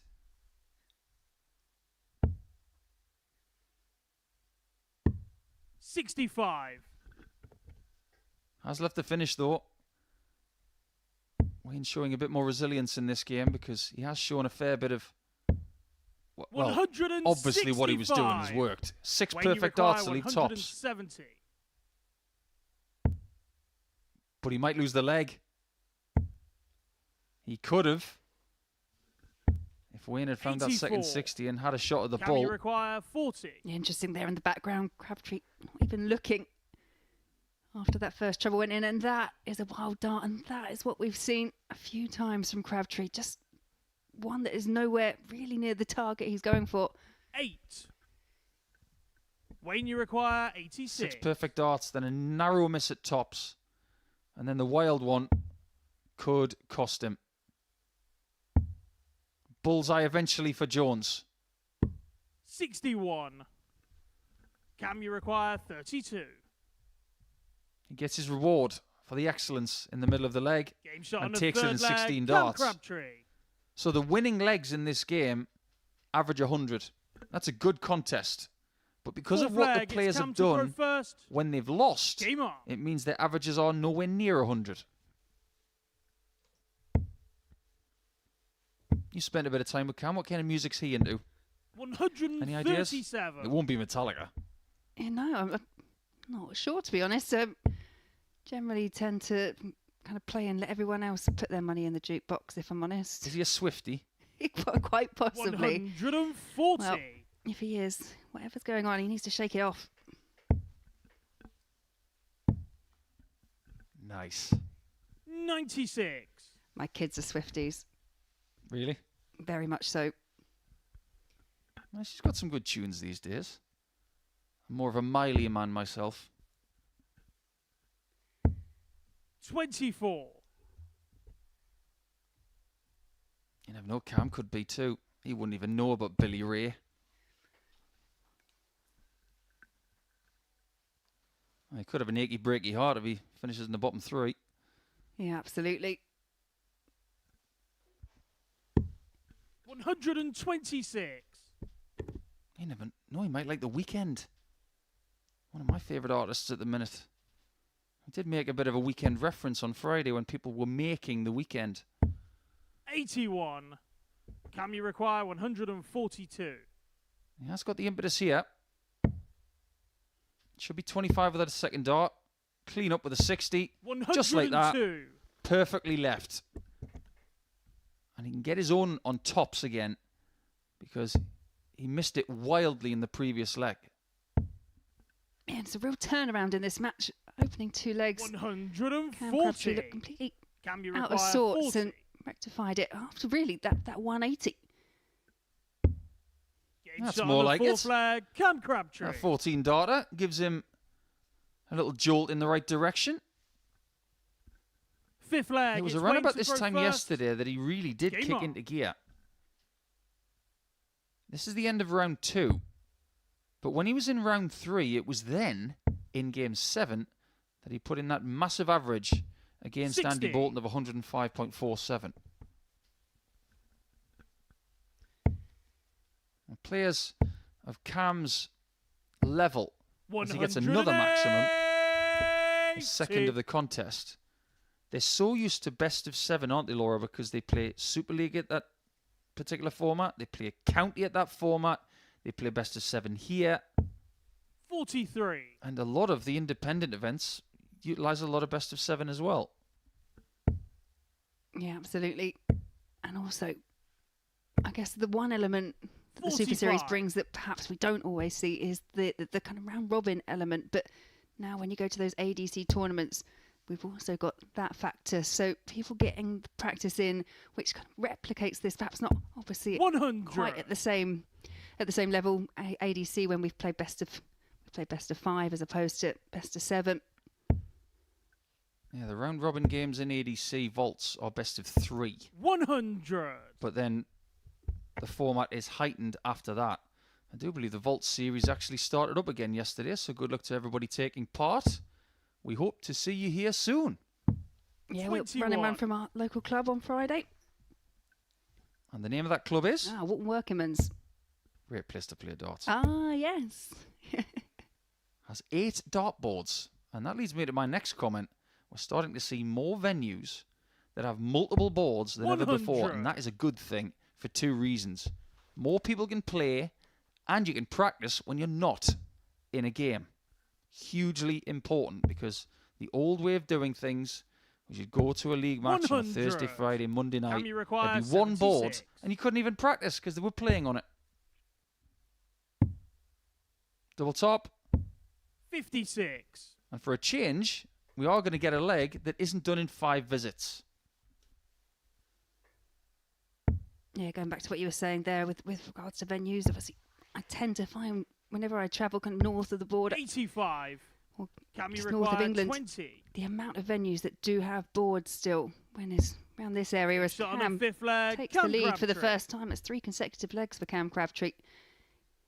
Quite a lot of the places where we've historically played around London Sixth and flag, the it's Cam south to are now throw kind of first. gastropubs, and they've Game on. been converted. So the workingmen's clubs and the CIU clubs, they're little gems that perhaps people don't quite know about. Yeah, very true. 140. Think about some of the places I played in the Northumberland Super League and all around the northeast. There's some real gems up there. The Northern Club in Ashington used to have 2 boards in the bar, and then the 100. huge stage in the function room. One of the best places to have ever held county darts. 86. Nowadays, their venue is the White House Unique Social Club in Ashington, not far from the coast. And they hold regular opens and Super League and things like that, and they've always got multiple boards. 60. That's where Chris Dobie plays his darts.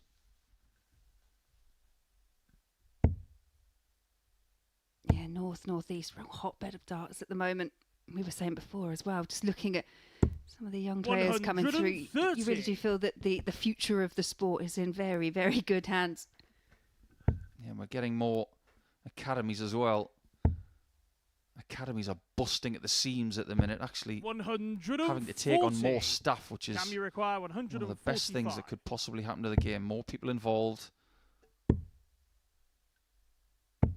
65. This has been a really good kick from Cam. I likened the Group A table to an Ovet Co last 100 metres a little bit earlier. But the other person who was really good in middle distance running 177. around about that time Can you was require Steve 80? Cram. How about Cam for tops? 40. You don't get any closer than that. Wayne, you require 24. Double 6 to keep this one alive.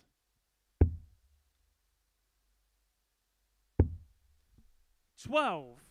At that point, you're thinking it's Can the you first game that's require gone the 40? distance today, but it may not be the case. Very much an up and down game on tops for Cam. Game shot. And there's and the up match, as he Cam takes a Crabtree. second win against Wayne Jones. Well, 4-2 in that one. You can see the expression of both is just a little bit suspect. Wayne loses with a 90 average. Cam with one of his best performances of the week. He does actually get the win on this occasion. I do beg your pardon. I thought it was his second win of the week against Jones. But Jones beat him yesterday. So it's 1-1 going into Wednesday. I wonder what will happen in their fixture tomorrow. But we're all psyched up for the next one. It is Sykes against Taylor next.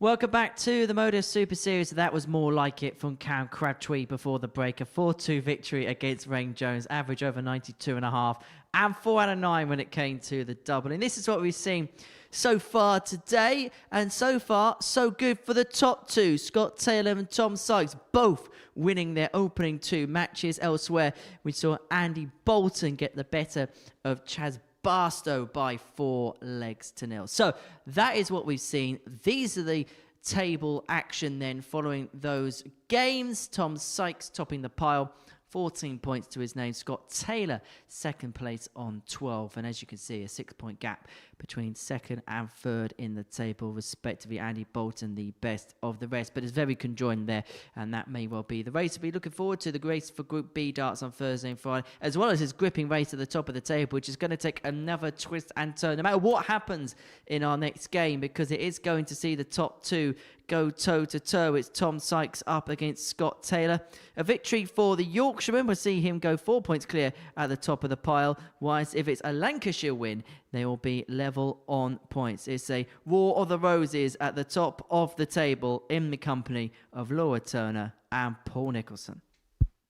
We are very much looking forward to this one. And if it's anything like the game they had yesterday, yes please, we'll have some of that.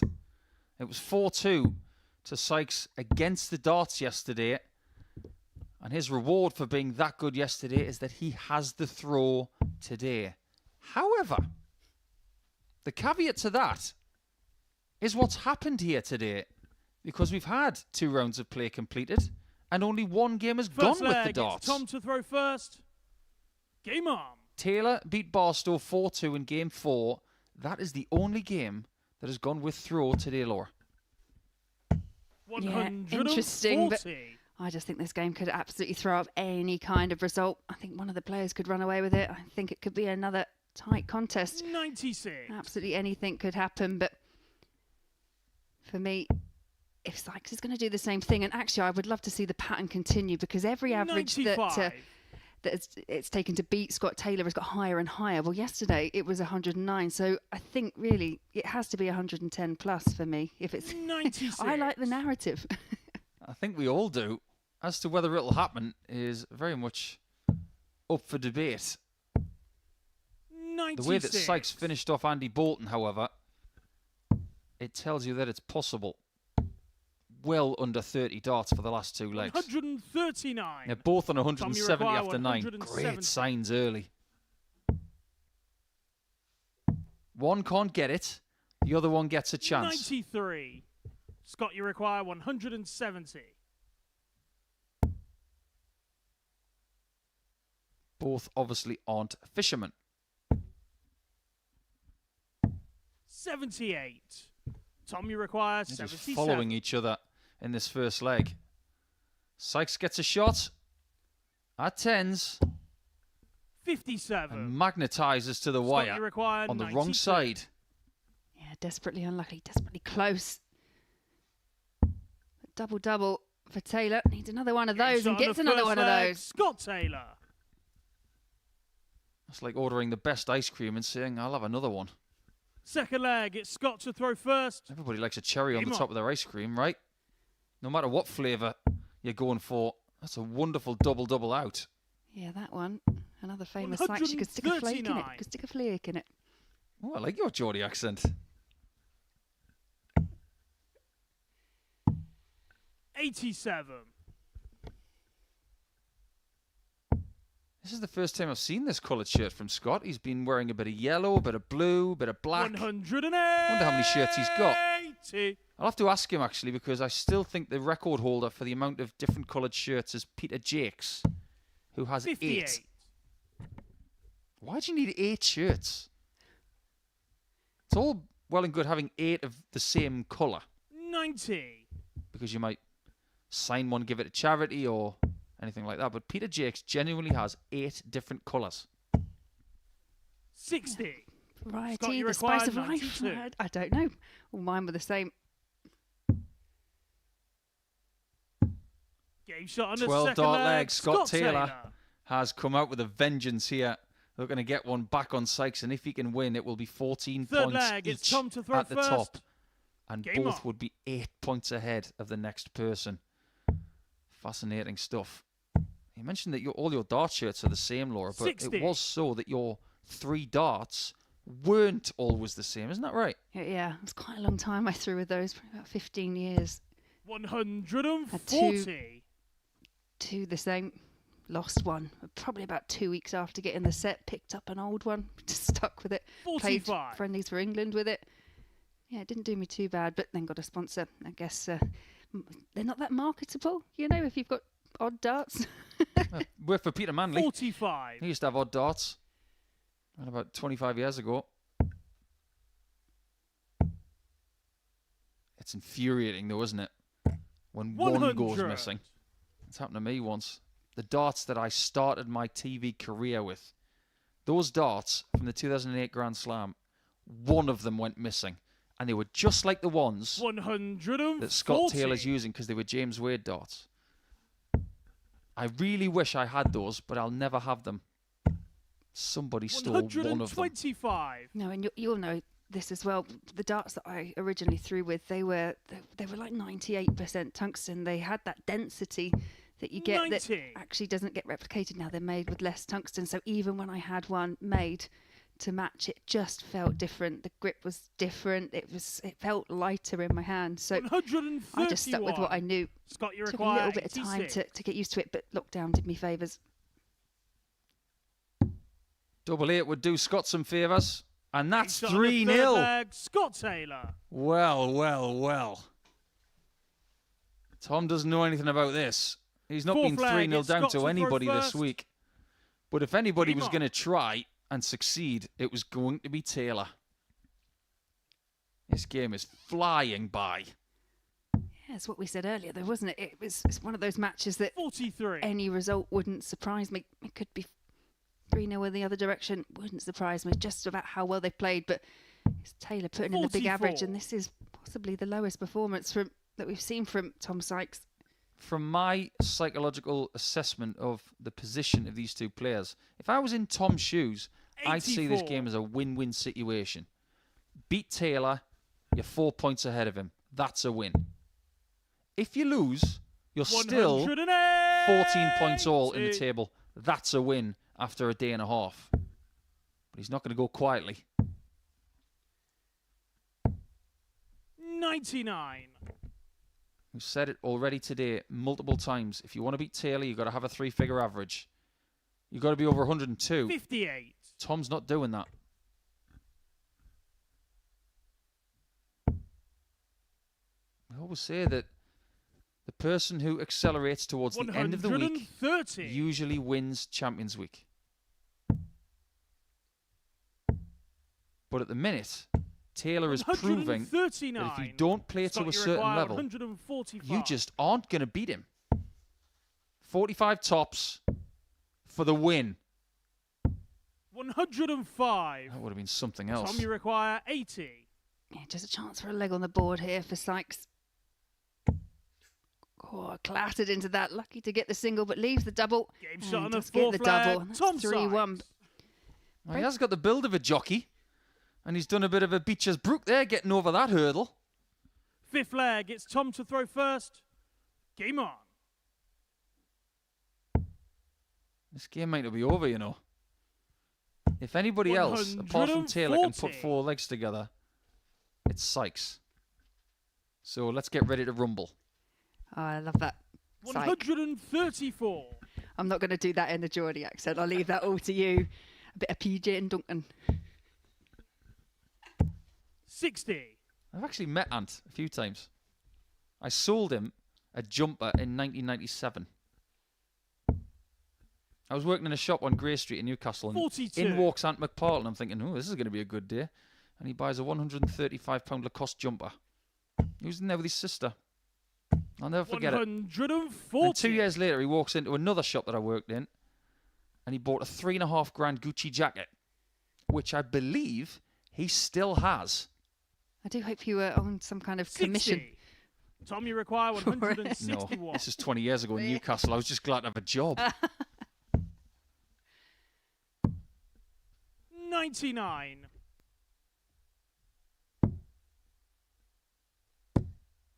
Sykes is looking to keep this one alive. 95. Tom, you require He's only had 62. 3 darts at double in this match. And that's because of the brilliance of Taylor. Double 16 is another shot. 30. And Taylor has Scott, you require the best 170. possible chance to end it in style. Not this time. 100. Don't Tom, you forget, require Taylor has had 1 32. match start to finish it with a 145. Does he have to wait for another chance? He does No not. score. Scott, you require 70. This could be very valuable for Scott Taylor. Double top again. He's missed it twice for the match now. Tom, you Had he require won that 32. leg, they would have been so close on leg difference. Game shot But as on it the fifth stands, leg. the closer Tom this game Sykes. goes, the better it is for Sykes. And because he's won that 5th leg, the Sixth maximum leg, it's swing Scott to in this throw game is first. 4 legs. Game on. Taylor could go to plus 13 and reduce Sykes to 58. plus 16. So whatever happens now, Sykes will be top of the table at the end of this game. Yeah, between these two, you got a feeling it's all going to 140. come down to the match between these two tomorrow, and it could come down, as you say, to leg difference. 62. It's pretty much predetermined when the fixtures are, but put it in game 15. I tried my most sinister 100. voice there, and it didn't work very well. It just needed a lozenge or something. I need to go and have a word with Russ Bray. He'd tell me 25 years of practice. 140.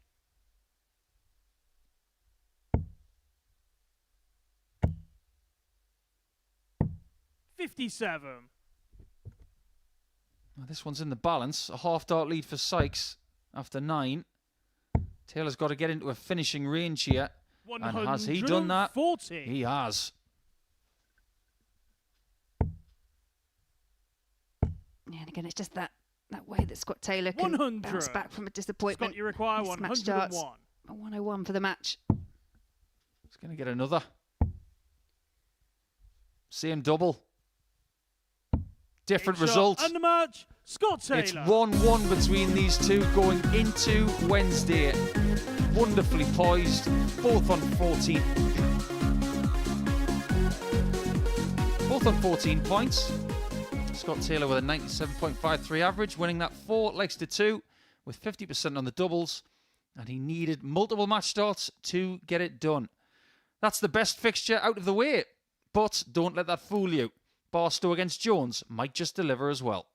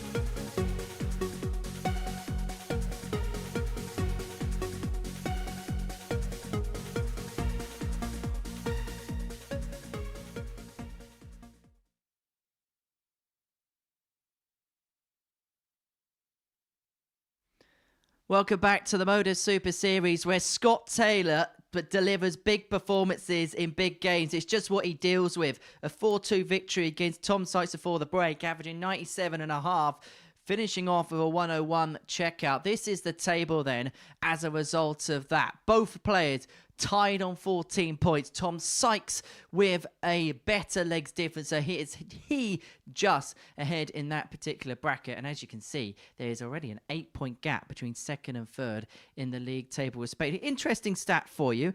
Out of the 7 games we've seen today, 5 of them have been won 4-2 by the player throwing second. Next up for us, Chaz Barstow up against Wayne Jones. Both players in desperate need of a victory in this one to get their days up and running. Watching this one, Paul and Laura. That was an interesting stat, Henry. We have had a lot of games won against the darts today. In fact, all but one. 6 games won against the darts. And that's good news for Wayne Jones against Barstow here because he doesn't have the darts. But we haven't had a 4-3 or a 4-1 yet. I'm sure things are going to change eventually, but there are no guarantees of that. It's like I always say when you go to the casino and you see that a roulette wheel has spun 11 black numbers in a row. Game on. Some people would say, well, surely it's going to be red next. The likelihood of red next is the same as the previous spin. 40. But we're going to get this one. Barstow will be the favourite, you would think, because Jones, who was 2-0 up against Crabtree, let that slip by losing 45. the next 4. Yeah, again, another kind of interesting game. I think for the likes of Chaz and for Wayne, it's going to be 45. just trying to manoeuvre themselves up the table slightly, just to keep themselves within a touching distance of that Group B position. That's the goal now, isn't it? I hate to shatter the confidence of the bottom 4 people, but when you're 8 points adrift and it's only lunchtime on Tuesday, we are seeing the equivalent of Manchester City 95. and Liverpool going into the distance in this Champions League Group A. Yeah, you'd have to say something very dramatic would have to happen to the games of Sykes and Taylor for the rest of the field to even get close to catching 41. up. You can't see Sykes and Taylor dropping form to the degree that they're going to lose so many points that would put them 60. in jeopardy of losing the top 2, never mind the top 3. This right now is a huge race for that 3rd spot. Bolton on 6, Barstow, Crabtree on 4, and Jones on 2, with only 1 win to this point, could still very easily get to the top 3 by the end of tomorrow. Yeah, and in fairness, the way he kicked off against Cam Crabtree, he was looking very, 43. very much in control of the match. But actually, you've got to say testament to Crabtree, who found a way of coming back and really improved his game to win those last 4 legs. 90.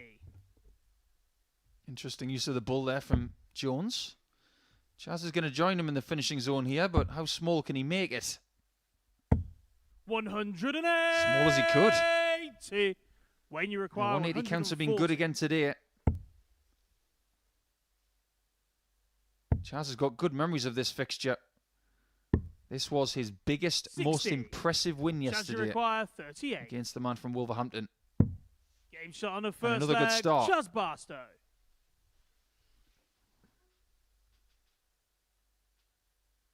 Second leg, it's Wayne to throw first. 22 maximums Game on. already, Laura, at the halfway point. We are on to break yesterday's 40. Yeah, it's just been outstanding once again. We sometimes see this second day can just drop off slightly where 100. people are really thinking about where they are in the table and have that emphasis. Whereas I think tomorrow it's that last ditch attempt to position yourself in the right place. 94. But standards have been excellent once again. Well, today is a bit of a day in the United Kingdom, but it's Shrove Tuesday. 100. Darts and pancakes go together like rubber and glue, I guess, but you can put them together if you want. If you want some brunch-style pancakes, however you like them, and watch a bit of Super 57. Series, then be my guest. How'd you like your pancakes, Laura? Not really a massive pancake eater. I don't know about yourself. My kids love them, but just smothered in chocolate. I think it's more chocolate than pancake. 140. Yeah, I'm the same as you. I like to go to the next item on the menu. I'm more of a shakshuka kind of guy. Nice. You knew I was going to say 80. something a little bit different, didn't you? Wayne, you require 161. I'm impressed that I know what a shakshuka is, actually, to be fair. Well, Chaz is not impressed with his last dart. It was in the treble 20 for about 93. 1/3 of a second. Then it fell to the floor. And I've seen that a few times with Chaz. He's kind of clattered into his own dart and just loses all power. He's not a 100. soft thrower by far, Wayne, you but require just something 68. about the way that they land or clatter into each other just doesn't allow him to stick into the board. Double 18, the old hurdle shot. Game shot on a He's got second Colin leg. Jackson Wayne with that shot, Jones. isn't he? Over the first hurdle, the 5, then he hurdles the 1, goes to the 18s, crosses the line. Third leg, it's Chaz to throw first. Game on. Well, Chaz uses a dart here that brings back a lot of memories for me and for a lot of players and people 93. of my age. Because when we were kids, there was nothing more exciting than when the Red Dragon catalogue came through the letterbox. And when it did, you'd think, well, what set of darts 85. can't I afford? Even though they were all affordable, I remember my dad having a set of darts just like this. 42. And they were from the Red Dragon catalogue. They were the days. I do remember the catalogue as well. It wasn't a big catalogue either. It was smaller than A5. 140. Just flick through and you'd see the odd professional who had their own set, people like Leighton Rees. Could you imagine the size of what that catalogue could potentially be now with all the 100. players, lots of players having all their own sets of darts? It's a completely different market, completely different world now. It'd be like the Oxford English Dictionary. Yeah, things have changed. 140. But every now and again, when I look at Chaz's equipment, I think to myself, yes, he's got a modern flight and stem setup, but those darts have memories. 87. When you require 136. Now you find that I've never quite understood, even if I have my own darts, they're replicated, but I like playing with the same set. I like the way that they get worn in. 83. I'm comfortable with the grip. Some players, they'll keep their set forever, and other players, they'll just rip, like a new tennis racket, just rip it out the packet. Each to their own. 40. When you require 53. Darts are made to last, if you so wish. Double 9 for a 2-1 lead and a break of throw. 35. And this is a tough ask for Chaz. This is Chaz, one of you those require nasty finishes where you've got to be 139. perfect in 3 different parts of the board. It's funny, isn't it? It just in your mind, the difference of a 139 to a 140, although the 140 is higher and you still need 3 78. perfect darts, it just feels When so you much more require retainable. 18. Game shot on Lovely the shot third that from leg. Wayne. Jones. A rather uncomplicated dart player whose action has not changed much at all in the last 25 Fourth leg, years. it's Wayne to throw first. Game on. He's never been one for fancy stuff. Plays darts in a polo. Give him a dart like this with some pear-shaped flights and he'll do that. 80. But that kind of straightforward, let's say simple, 100. but it's an action, isn't it? It's a darting action that's easy to replicate, and you tend to find the players that have had the longer careers do have those types of throws that are quite straightforward, are quite uncomplicated. 85. I think one of the things that has allowed Wayne to play for so many years is his grip. If you look at the evolution of some people's grips, and 76. there's a lot of talk at the minute about Michael van Gerwen in how he's had wrist trouble and he's had to change the way his dart is gripped. And the way his dart is poised before it's thrown has 100. changed. But if you were to compare Wayne from 99, when he made the World Masters final, to now, his wrist position and his grip has not changed one bit, which has allowed him to have that When you longevity. require 136. 3 180s in this game. Just ran out of room in that 60 for a shot at double 8 on the 136. Chaz, you require 145. Scott Taylor had a crack at this earlier and missed tops for the match against Sykes. That was his first match opportunity. 85. Wayne, you require 36. The game could hinge on this one. Game shot on Wayne the fourth says flag. no. Wayne Jones. That's my leg. You're not having it. Fifth flag, it's chance to throw first. Game on. I bet Wayne's got some stories as well. Do we get enough in the way of darts biographies, do you think? We've had some great ones over the years. 22. Thoroughly enjoyed Shane Burgess's bunch of stories, and Everybody Gets 15 Quid. Great book. I've read Barnevelt's Taylor's Fordham's. But do you think there's a market 60. out there for more biographies of the player that maybe didn't make superstar status? Akin to maybe Jamie Caven's book, The Way I See the Game. That's what his is 134. called. Yeah, and I think Dave Ladley's actually just bought one out as well. Aaron is a real collector of all things darts. He has every single one. Golden Girl, Trina Gulliver's one. Yeah, I think so. Especially 140. someone like Shane, I reckon he could write another 3 or 4 books with the stories and top it off with Shane Burgess's Guide to Surviving on the Road 47. cookbook. Because, wow, we've had some conversations over the years. He's aghast about how I'm a picky eater. Yeah, and, you know, he did the food at Sussex County for a little while. And, yeah, sorry, Shane, 98. but none of that was for me. I'm guessing because it was Shane, county food would have been a little bit of leftover raw deer 59. and slow cooked badger. I think rabbit did appear on the menu. But Shane has a point. I think you could tell someone it was something else. They'd try it, love it, then tell them it was rabbit, and then they'd be absolutely aghast at the 140. idea of eating a bunny. And I totally understand that. For me, it's taste and texture. But yeah, some of the things that I see Shane cooking at the moment is amazing. You talk about me getting on MasterChef. How about Shane? 99. Oh, so what are you cooking up today? 63. John Terode says. Well, why don't you guess? That shot and is the a match, wonderful Wayne match from Jones. Wayne Jones. He gets one back on Chaz, and he gets himself onto 4 points alongside Barstow and Crabtree. There is nothing between the bottom 4 and that scrap for what looks like the last Group B spot. Even at this early stage, it could be anybody's, but Wayne Jones has done well to get a 4-1 victory in that one. Chaz not really at the races with an average just under 82. So when we come back, it will be the end of round 3 for Tuesday, and it's 2 more of the people gunning for 3rd spot, Bolton and Crabtree.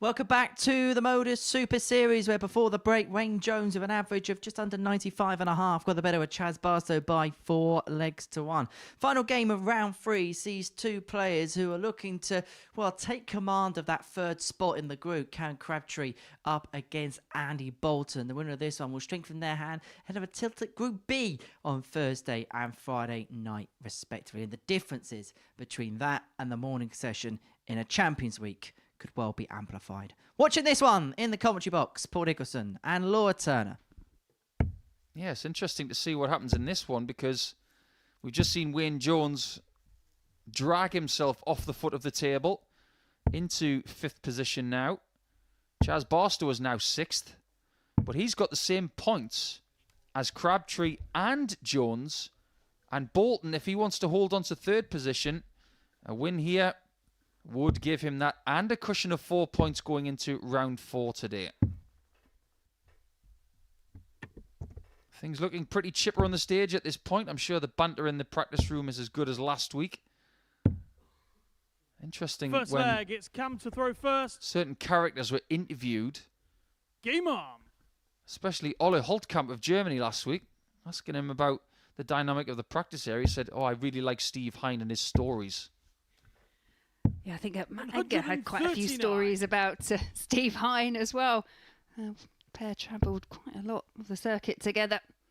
But that kind of goes back to what we were talking about in the last match. The player that didn't quite 60. make it, the stories, I think that's what would probably gauge some interest from people. I also floated the question a few weeks ago.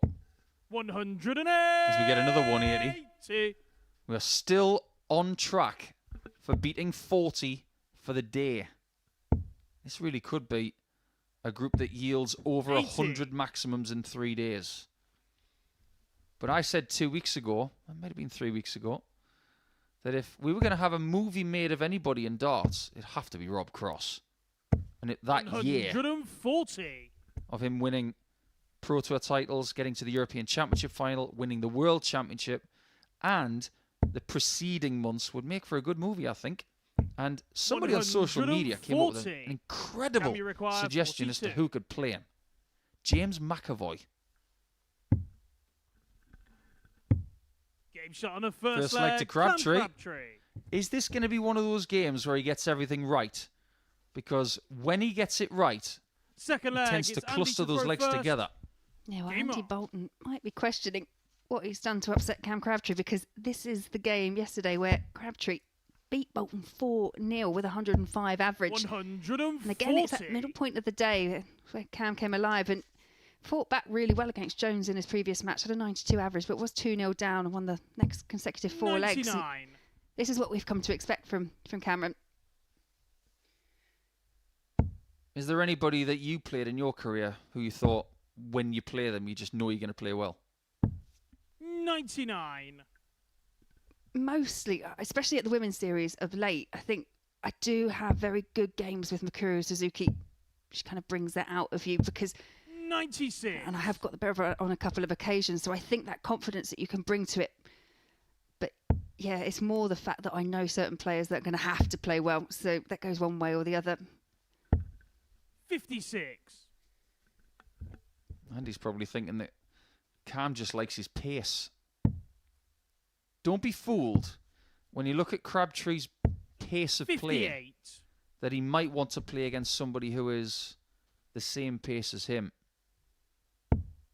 He might just like the extra few seconds at the back of the stage. He might not want to play a Klassen or a Pilgrim who's fairly 100. quick.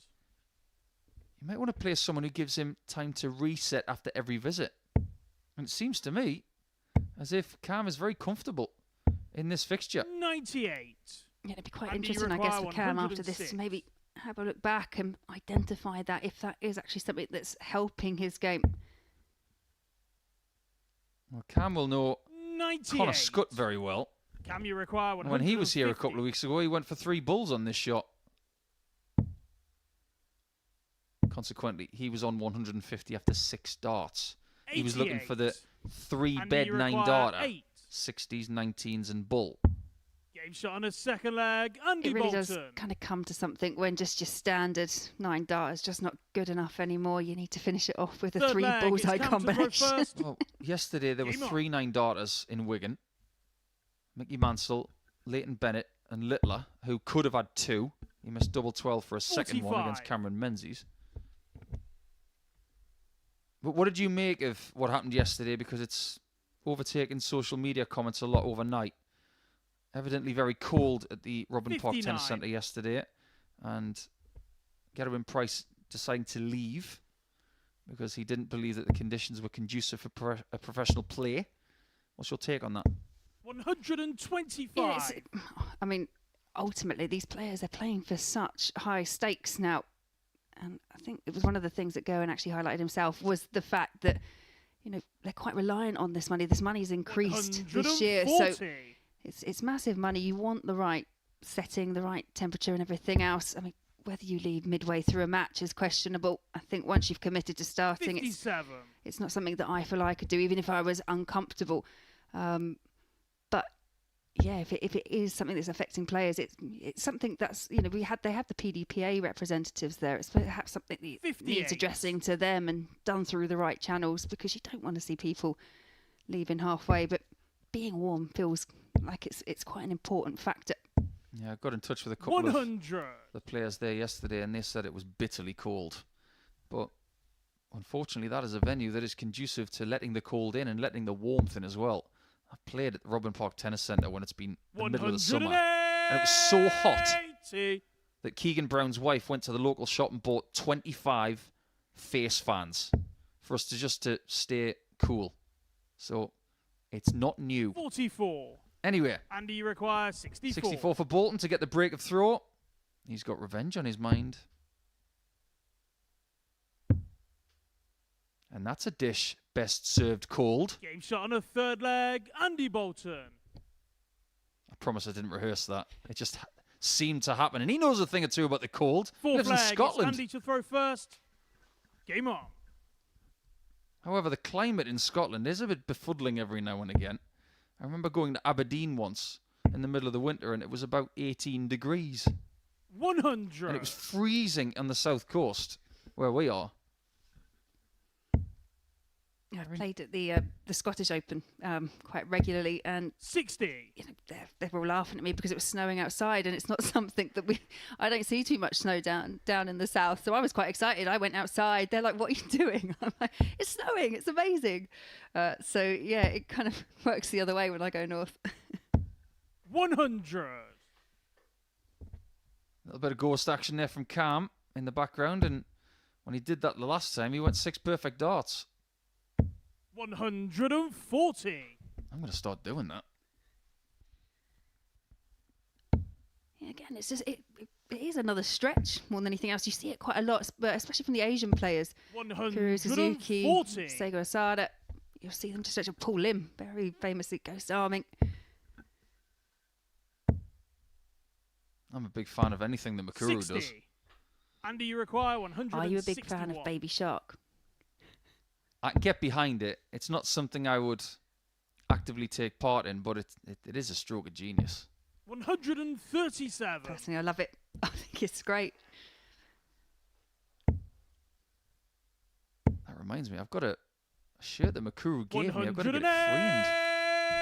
180. I have to sort that out. Andy, you require 24. Double 12. Andy's trying to sort this leg out in 5 visits. And that is good It's enough on for a the fourth 3-1 leg, Andy lead. Bolton. That gap between third and the bottom 3 is widening like the San Andreas fault. Fifth leg. It's Cam to throw first.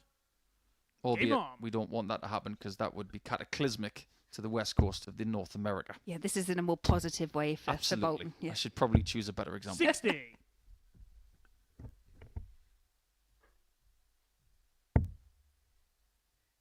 Well, Andy's plans this year, I'm sure, are going to be very similar to last year.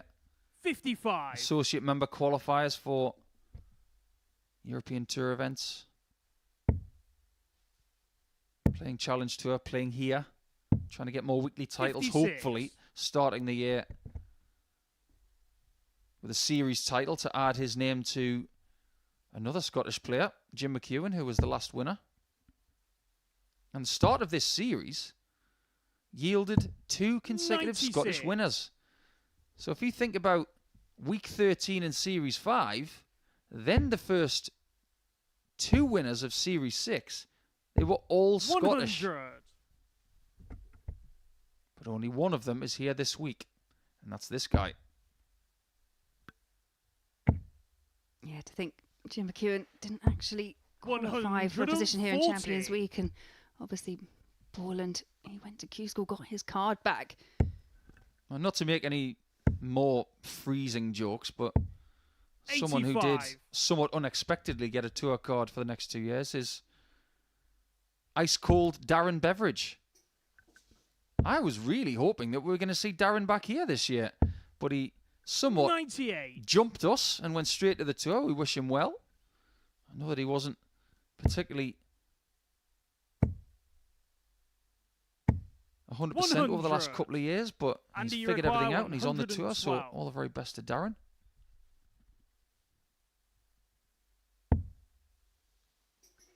Single one does not help this shot or Cam's shot. And he's 106. Quite uncharacteristic that from Andy. He'll feel better if he can find a treble with the last start. 66. Yeah, that really does feel Can like you you've require actually 100? saved the shot. It's one of those strange ones, isn't it? If you hit the 60 with the first dart and follow it up with a 5 and 1, it's disappointing. But to find it with the last, it's relief more than anything else. 42. No relief here for Andy, you Cam. require He 46. stayed on the 60 because the lie was good. It was the right thing to do. He just didn't execute it. Double 16 for Andy. 30. He hasn't got the win, Can you Yet. require 58? but more match darts are not guaranteed. 50% in this game on doubles Cam. So by virtue of that, he should hit this. Game shot on a 5th He's leg. better than Cam 50% there. Crabtree. Smack in the middle from Shazam. 6th leg. It's Andy to throw first. It's not Monday. However, 3 words you Game said on. yesterday, Laura. Tell me why. Is he apologising right there? I was going to ask you, how do you stand on that? Because there are players, I think James Wade's probably one that comes to mind, that when they pinch a leg, they will be apologetic, and it wasn't a huge steal, really. It was only a couple of 140. mismatched darts. Not a fan of it at all. I've said it for years. I don't know whether 80. that says anything about me, but the more dart players I talk to, the more people agree that you just shouldn't do it. No, and I'm probably guilty of doing something similar 140. over the years, especially if it is one that you're completely out of. They miss a lot. It's a bit like, I don't know why I'm signing it, because no one actually 58. can see. No one can. You can see me. I go the other way. My internal feelings when someone misses a bucket load of darts at double and I nick the leg, I start to laugh. Well, if you didn't want it, I'll have 60. it. But that's, to me, all about attitudes and mindsets. And I think that is sometimes quite telling of players. 100. This is not tennis. Andy, you require We don't have any net cords. 161. That I can get behind for an apology. That's good etiquette.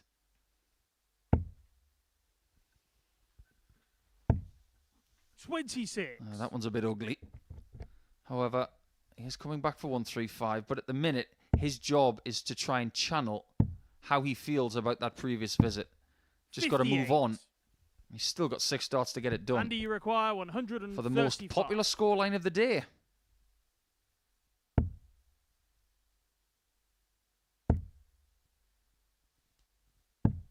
$59. So he's ambling his way to the finish line. He's already missed a couple of match shots. 105. Andy, you require 76. Should get at least one more. He will get 2, like the previous leg. 60. And yet again, misses them Cam, both, you and require Cam's on another 100. 100 shot. Yeah, again, a couple of opportunities for Andy Bolton, but can Cam convert this? That's a great first start, leaves him tops. Game shot on the 6th leg. Cam Crabtree. I don't see any apology here. Get an opportunity, take an Seventh and opportunity, final and then leg. when It's your Cam to opponent throw can't first. finish the match, you Game try on. and do the same. I said in leg number 5, there are no guarantees that you will get another match opportunity. However, 46. Andy's had one. Yeah, and I think you jinxed it, Paul. You said after that Sykes-Taylor game, we hadn't actually had any 4-1 or 4-3 results. Well, the last one was 4-1, and this is going to be 4-3. So it's all my fault, is it? 60. Absolutely. Oh, well, I'll take it on the chin then. Now we've had every possible result today. We started with a 4-0 for Bolton against Barstow. 121. That feels like a long time ago now.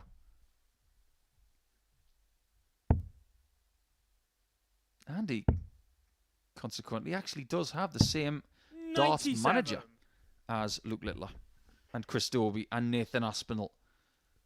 That's a rather successful team, isn't it? Yeah, not a bad little group of players. 85. There are some pretty good camps in darts, aren't there? If you had a group of people from the same manufacturer or the same management stable, 60.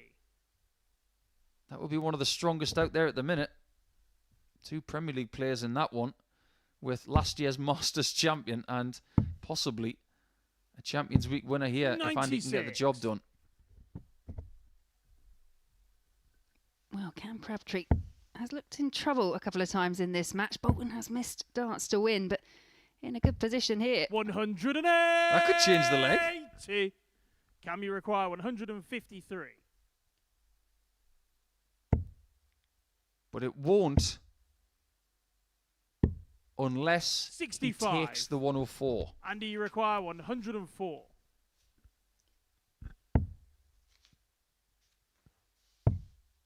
Double 16. Game And on shot his and the third match. chance to Andy win the Bolter. match, he gives us the wiggle and he gets the 2 valuable points. That could be enormous in what looks like a challenge for Group B. He likes a bit of a juicy wiggle, doesn't he? He does play a very, very good game there. Andy averages just shy of 93, gets himself to 8 points in the table, and he's now 4 points ahead of Barstow, Crabtree and Jones at the end of round number 3 today.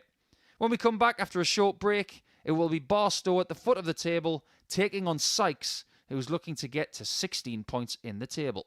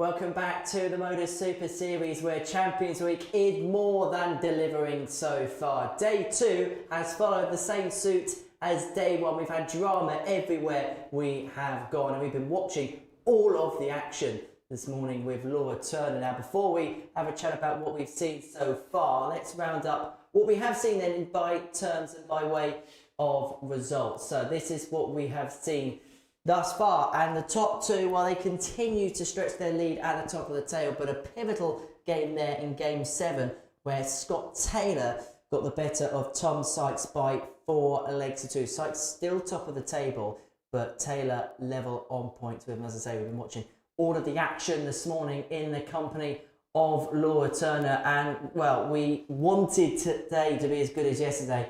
And I'll tell you what, it is, isn't it? Yeah, it's been exciting, hasn't it? And there was a point, I think, in that Taylor-Sykes match where I thought Taylor was going to run away 4-0, but Sykes had something more to say. And yeah, it's just been really competitive, a lot closer, I think, in some ways, in terms of results. And surprisingly, all bar one game has gone against the throw as well. So throwing up some real results today. And that really was the game, wasn't it, at the top of the group? Sykes against Taylor. It was one that Scott had to win. And kind of similar to last week here at the Super Series, when the games got bigger, as did the performances. Yeah, absolutely. And it takes, we've shown it, it takes a massive performance to beat someone like Scott Taylor. And Sykes just couldn't replicate exactly what he did yesterday. And, you've got to say, with Taylor, he's just got the whole all-round game. And you consider that he was here all last week and obviously could potentially play another 6 days here. I think if anyone's going to benefit from topping Group A, it's going to be Scott Taylor, just so he can have that couple of days rest.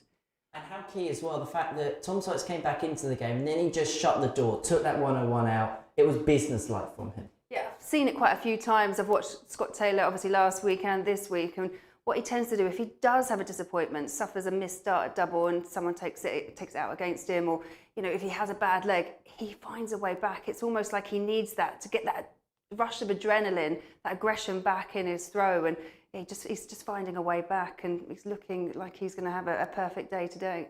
Well, Tom Sykes, yes, he lost that game last time out against Scott Taylor, but he's continued today in the same vein that he left off with in day 1.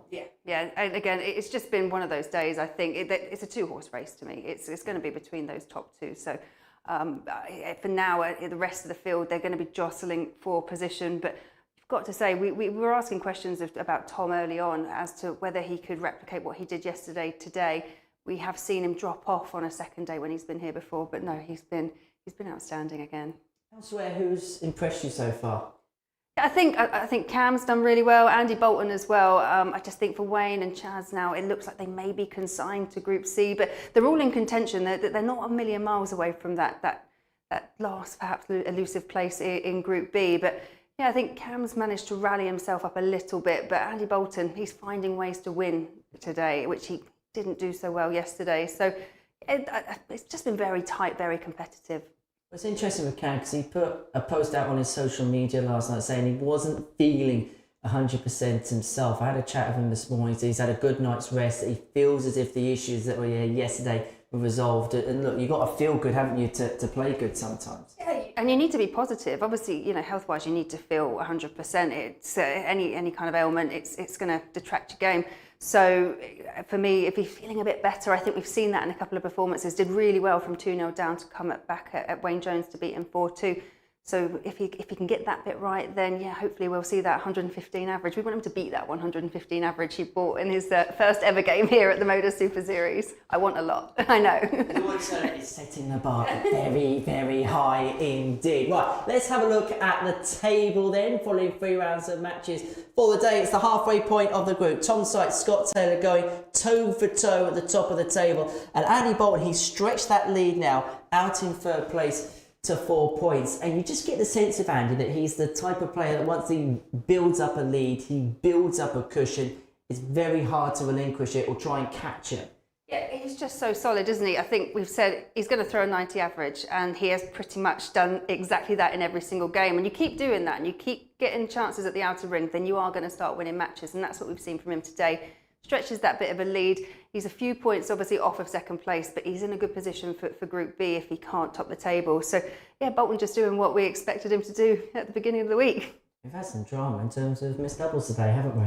Yeah, and they've proved costly in quite a few of those occasions. I think Andy Bolton, he's taken out 104 twice a day, took it out yesterday, just seems to be that winning special finish that he's got in the bag, and probably would have been a bit painful there for Cam Crabtree in the last game to have lost out. But yeah, Andy Bolton obviously just putting himself in a better position, just within touching distance of those top two. And if you think that the doubling is going to cause trouble this week, wait until Monday.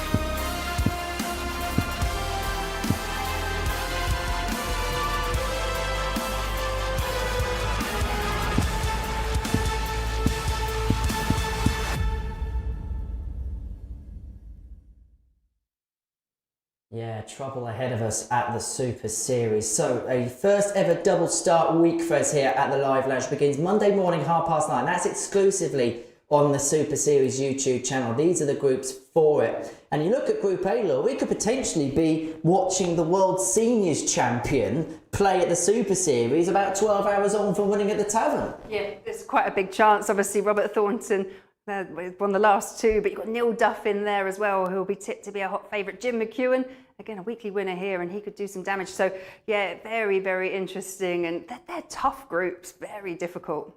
You look at Group B and C, you've got exciting players like Connor Scott, exciting players like Darryl Pilgrim.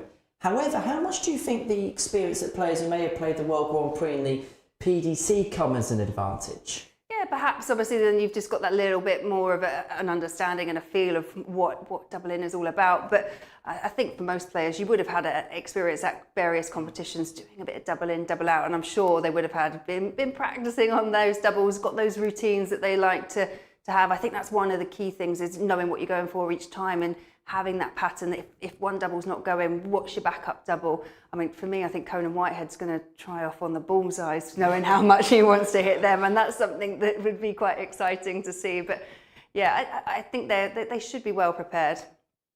Well, I've actually heard that Connor Scott wants to do the perfect 9-dart leg with the 167, so let's see if he does that next week. Right, next up for us, Tom Sykes in action, up against Chaz Barso. Now, Sykes has been the standout player of the group, 14 points to his name. He takes on Chaz Barso, who's probably scratching his head a little bit as far as his form for this week is concerned. Who's going to win this one? Let's find out. Laura's going to make her way over to the commentary box to describe all the action with Paul Nicholson.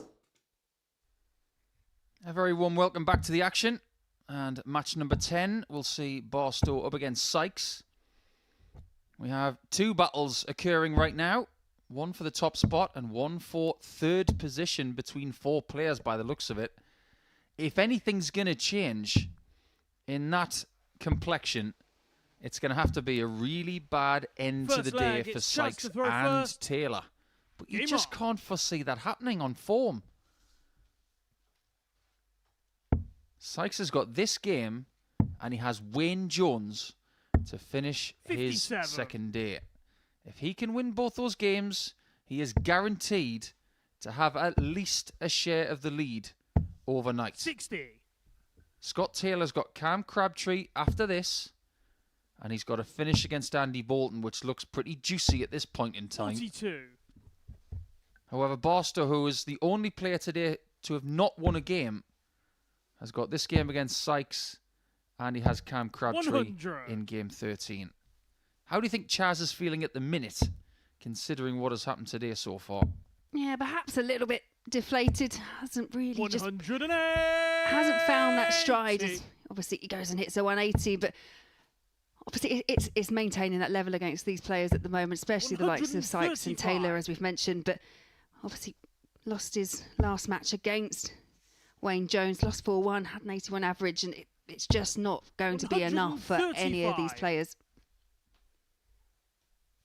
I don't know about you, Laura, but I just can't get away with these fluorescent colours on flights.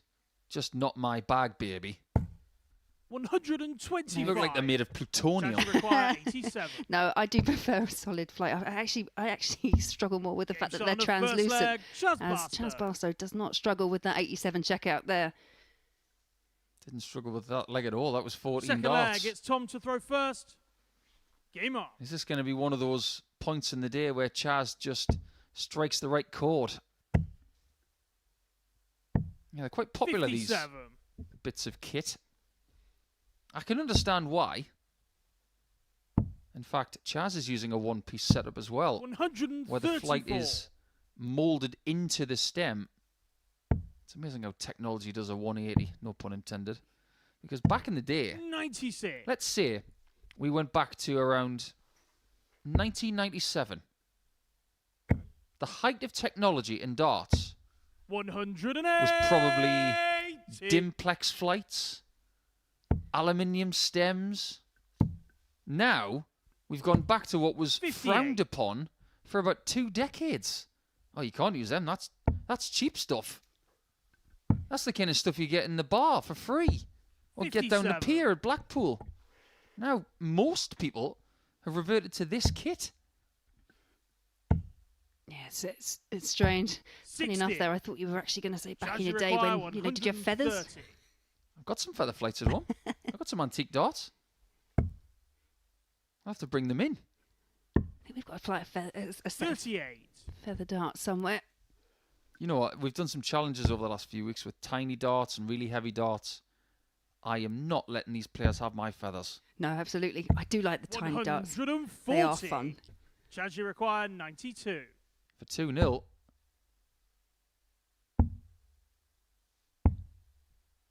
42. Tom, you require 90. didn't get a chance. Tom looks at the 20s. Does he go for the bull with the last start? He does. Game shot Oh, on the you don't second get leg, bullseyes better Tom than that. Sykes. That's the bullseye of the bullseye. Centre hole, Third as we leg, say in it's Chaz soft to tip throw darts. first. Yeah, perfect, wasn't it? Game on. And I can kind of understand.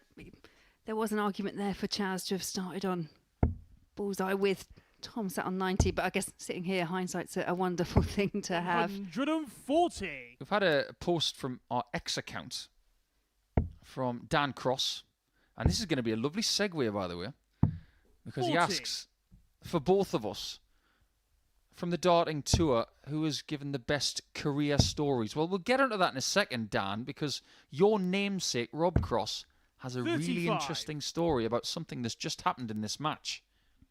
In Hastings on the south coast in East Sussex, our good friend Adrian Gray was running 82. something different. Had a big sports complex in Hastings and said the first person to hit the centre hole 125. of a soft tip bullseye would win £1,000. Advertised it everywhere on posters. 99. Had people come from far and wide. First person to hit the centre hole gets £1,000. Rob Cross, first start, hit the centre hole. The tournament was over. 177. This game is closer to being over with shots like that from Chaz. But we will answer your question in a 100. second, Dan, Charge you require because 24. at this stage, Tom is in trouble. He's Game shot on the 2-1 third down, leg, and Chaz is playing Bastard. properly. Yeah, much better from Chaz. Well, you're going to get this from 2 different Fourth points of leg, view. it's Tom to throw first.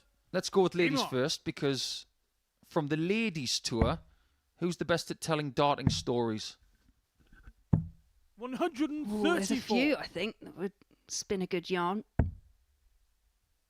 Maria O'Brien, she likes a good old story. I knew you were going to say 92. Obi Maria. Yeah, I can enjoy a good story from OB. Yeah,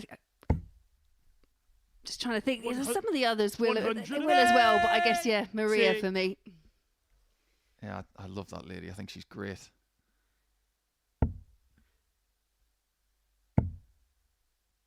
As for stories from the men's tour, 139. it's not even close. Richie Burnett. I'd like to, 59. actually, at this stage, we've mentioned the ladies tour, a good friend of mine by the name of Ali Murphy, former captain of the Northumberland team, is not very well at the minute. And 100. she may only have Tom, you a require very short amount of time left. 128. So we are thinking of you, Ali. We love you dearly. And the darting community are pulling for you. Game shot on a fourth But leg. how good is Tom that from Sykes. Tom Sykes to equalise at 2-2? He's not done in this game yet, is he?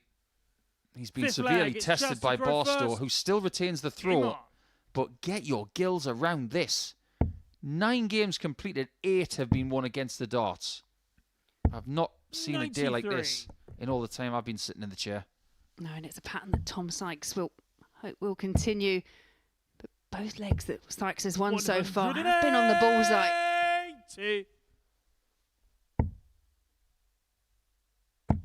Penny for 4 bullseyes in the game. 140. Yeah, absolutely. The thing is, you don't leave the bullseye in every leg. I think perhaps 58. to me it's just a testament that Chaz is really pushing him in this match. He's having to take those opportunities because obviously the plan is really to leave an out of ring double. 140. I remember a performance back in 2016 from Kyle Anderson, our dear late friend, playing against Michael van Gerwen in the quarterfinals of the Austrian 99. Darts Open Judge, you in require Vienna. He had 3 128. bullseye finishes in the match, and they were all needed as well. Like double 10 is here. Oh yeah, Shot of 12 fifth data leg, from just Barstow. Barstow. He's gone bananas here, averaging over 108. Sixth leg, it's Tom to throw first. See, that'd be a good nickname Game for on. Chaz. Chaz Bananas Barstow. Because he is going bananas, yeah. 93. 3 out of 3 on doubles. Couple of maximums. Massive average. This is what Chaz can do. Yeah, I don't care now whether Chaz wants that 57. nickname or not, but the next county match, that is definitely what we're going to be calling him. Sorry, Chaz. I might have just set you up like a kipper here. 108. That's a 3rd maximum from Tom and the 5th in this game. I think 96. he'd rather be called the Prince, because I think that's his original nickname.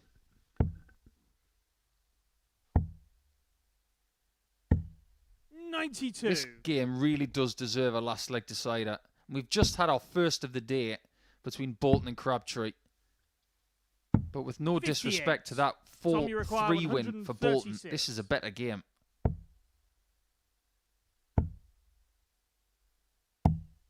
41. Oh well, there you go. Gives himself a chance at the bullseye. If he gets 25-20 in bull.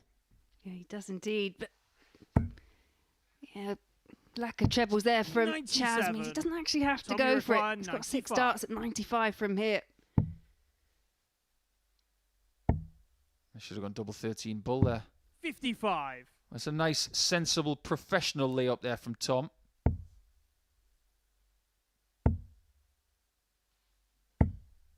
$125. Hasn't missed a double yet. Tom, you require 40.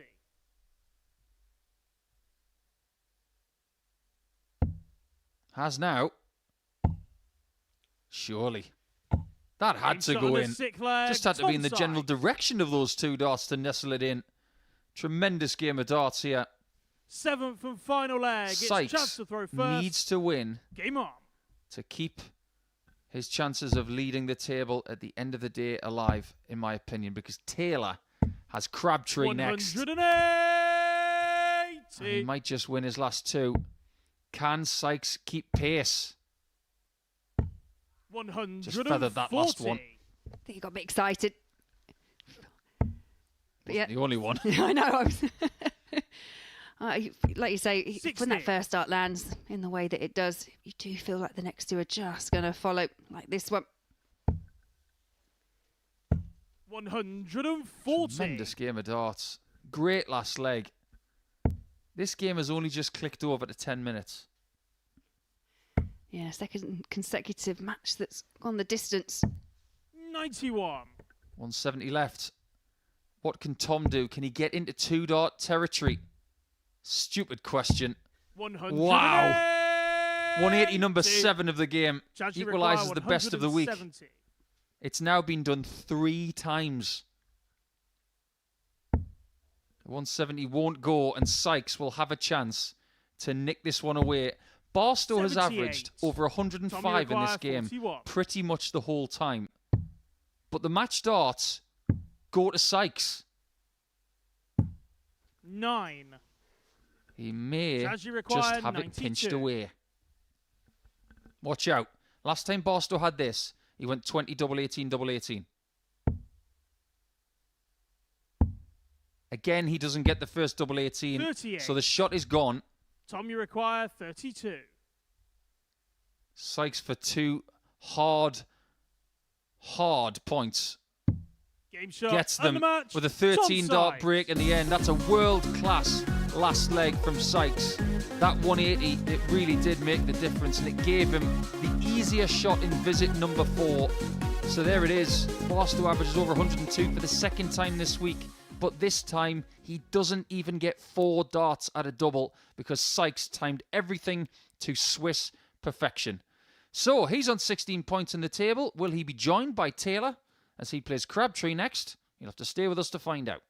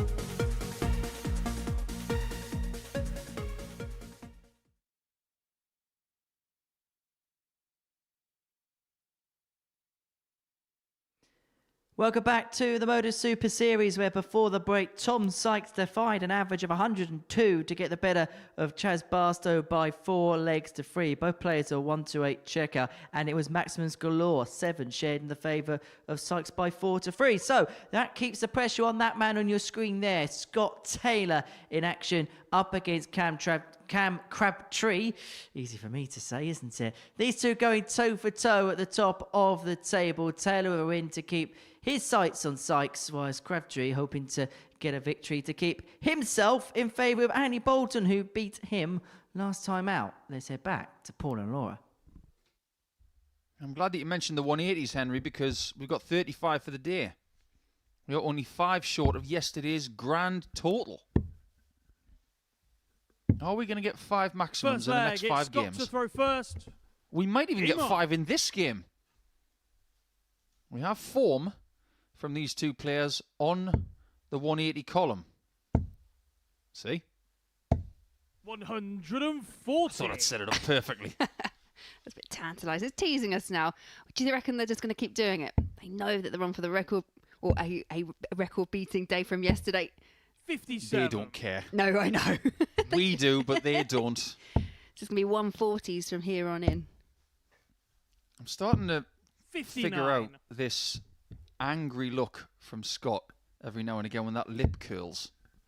It's one of when the postman arrives and your dog wants to eat the 100. mail.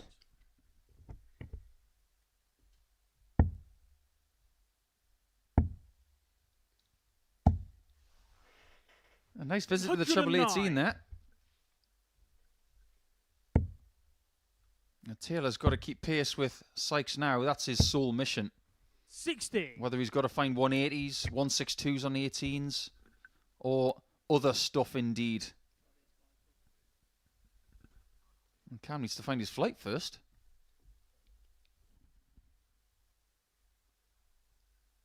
Yeah, 16 points for Sykes, 14 for Taylor now. Funnily enough, if Taylor was to win this game 4-0, 135. it would be 16 each, plus 17 each. They would be tied. I was going to say the same thing. Do you think Scott Taylor kind of looks at this game? I know it's all about just crossing the line, but he might be looking at this game, knowing that Cam's games has been very up and very down, and potentially seeing that 4-0 victory here. I think it's a good 26. mindset, actually. Scott, Because you still want to win every leg. But coming with the attitude of, I'm going to win every leg, it's slightly different. And he's won the first one. First leg, Scott Taylor. Typical 15-dot stuff from Taylor, who has been, Second leg, in it's my Cam to throw opinion, first. rather Game on. underrated for the last 5 years. One of the best players not to have tour privileges this year, of that there is no doubt. That argument last year seemed to follow this venue year-wide. It was Barry Van Peer, 96.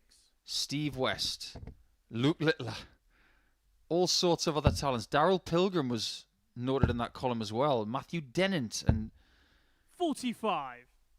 is it just a pointless thing to talk about as to who's the best player without a tour card? Or is it just part and parcel of modern day darts now? 60. I actually think it's more the latter. I think it is. It seems very much human nature to compare. I don't always enjoy comparisons because you lose the joy out of what's actually happening. 100. But it's very, very natural to do. I just think the nature of how competitive darts is, if someone hasn't got a tour card, that doesn't necessarily mean that they wouldn't actually stand up to the players that are on the tour, because as we've discussed it before, Q school is so 123. brutal, so difficult, and it's very much dependent on the draw. Correct. And I don't see anybody making the argument of 41. who's the best player not to have played at the MODUS Super Series. I think it would make for a really interesting week if you got a selection of the elite to play here in this format and see how they like it. 54. Can you require 124? I'm not sure 100% of them would like it, because it's an endurance factor that you'd need to play 5 games in a day. It would take them back, 60. some of them, to when they played Championship League darts about 10, 11, 12 years ago, and take it from someone who played. It was hard. 139. That's wonderful counting Can you from require Taylor. 64? That's really good thinking. Yeah, I think it's an element of his game that's he has to have it right, because 24. as we've said before, he doesn't want to Scott, leave you that double require 16 if 40. there's any opportunity. So he finds all these different combinations to leave a double that he likes. Game He shot on plays the second game leg, Scott very Taylor. similar to Dave Chisnell, one of the premier players of the last 15 years. He's looking for maximums Third and a leg, leave it's of Scott tops to and throw 18s. first. That's his game plan. Game on. Seems to be working. Yeah, going back to what you were saying with regards to having the elite play in this type of format, I do think there are some players that would enjoy it. Perhaps those that have played on the 140. new version of the Premier League, they would probably have a bit more kind of understanding of playing game after game, because they don't get a huge amount of breaks in between it. But as you say, sometimes, especially in the big televised events, you think of the World Championships, you can play on day one and then you're not back till after Christmas. And we've got double trouble next week, and we hope you'll enjoy that one. Just imagine in a 85. different universe if we could have Pro Week. I know some of these dart players who come here, and actually a lot of them are, dependent on darts for their sole income. 125. And they can earn an awful lot of money this week, this troupe. But if you were to put 135. a Super Series week together of anybody you could, by all means, let us know at MSS Starts on X. Had some questions already today. I'm 58. always keen to hear Scott, you what require our fans have got to 141. say. I reckon one player that would enjoy the format, and just someone that I know just loves playing game after game, is someone like Simon Whitlock. He 89. turns up in so many different venues just for the enjoyment of playing darts. Not to mention the fact that the venue was maybe 20 minutes from his house. Helps, I guess. 96. Scott, you require 52. 12 for tops to take a 3-0 lead. Game shot on the He's third one leg away Scott Taylor. from having the same points and the same leg difference as Sykes.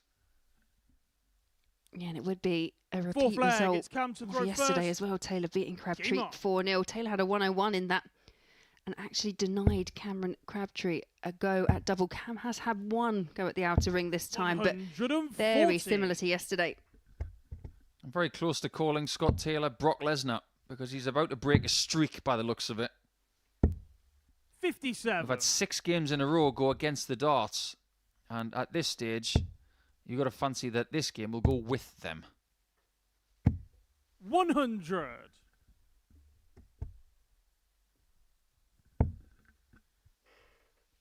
It's very much an action that Scott has, 60. which is, in my opinion, slightly out of time.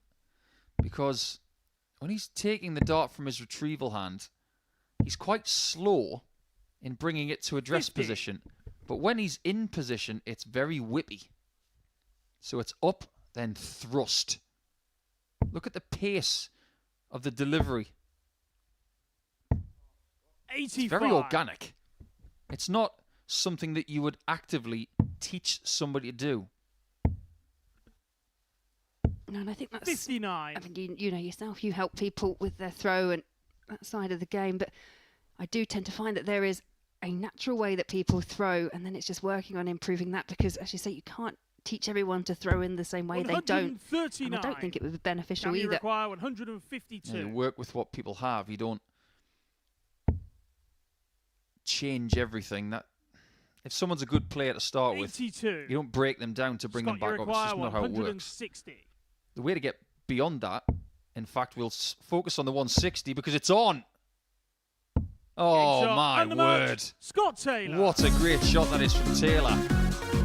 Biggest finish of the week, and it does get him to 16 points and the exact same leg difference as the person he's chasing. Cam Crabtree could do nothing with that. He only got one dart at a double, but with an 81 average, you know that's about 20 points short of what you need to beat Scott Taylor, who has been superb for the last 9 days now. When we come back, it will be Wayne Jones up against Andy Bolton, who was looking to create a bit of distance between himself and the bottom 3.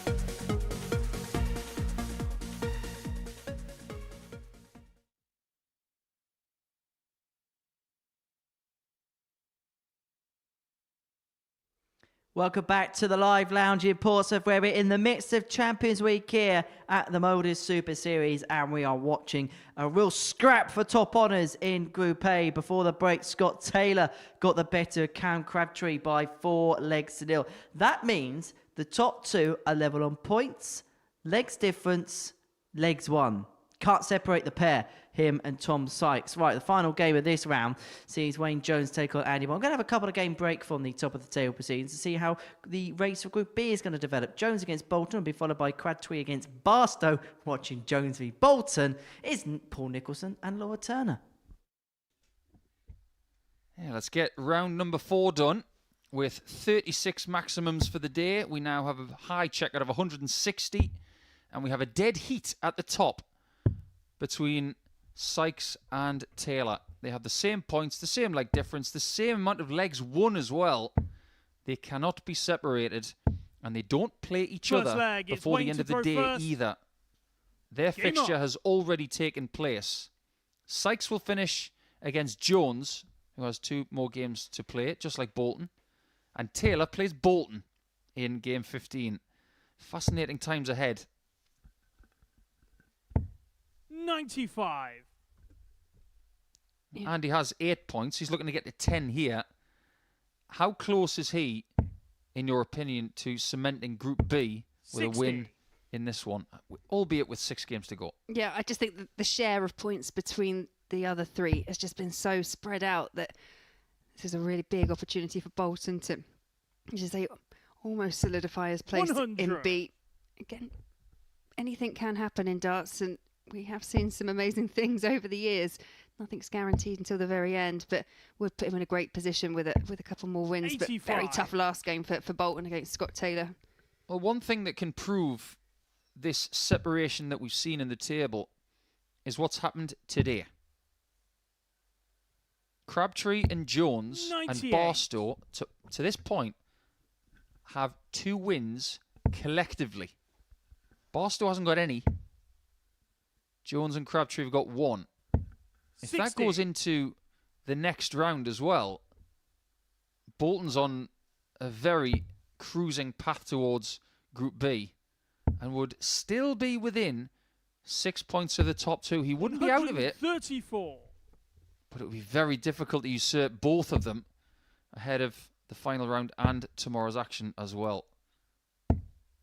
Every week we get 83. a very different When dynamic. you require 74. This week could be a 2-way battle for the top and a 4-way battle to see who gets top 3. But Andy might spoil that. 54. However, the battle would be on if Wayne Jones wins this one. That would mean there's only 4 points between bottom and third.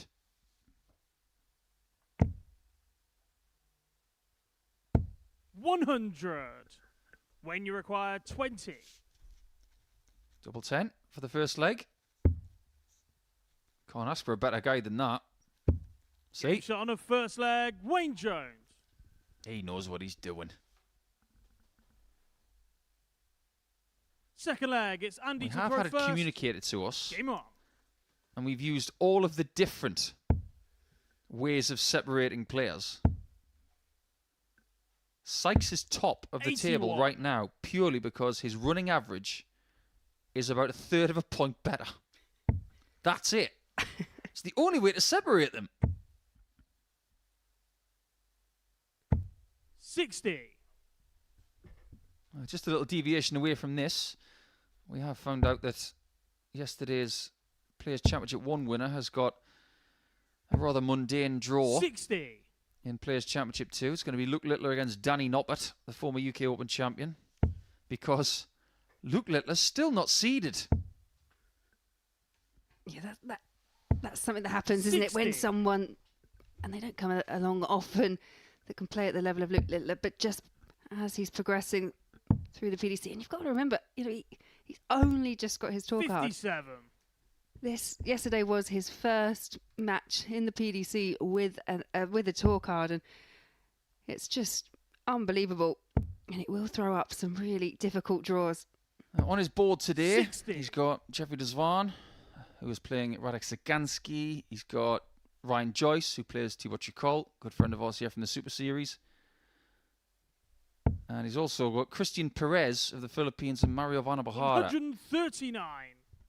If there are any stories by the end of the session, we will keep you up to date with them. But the story here is firmly about survival for these two in their respective positions. 100. Andy, you require 160. I've got another question for you, Laura, at the end of this leg, because I've been speaking to an awful lot of people about the evolution of the Super Series in the next couple of years. 140. Because there's one thing this project does. It constantly evolves.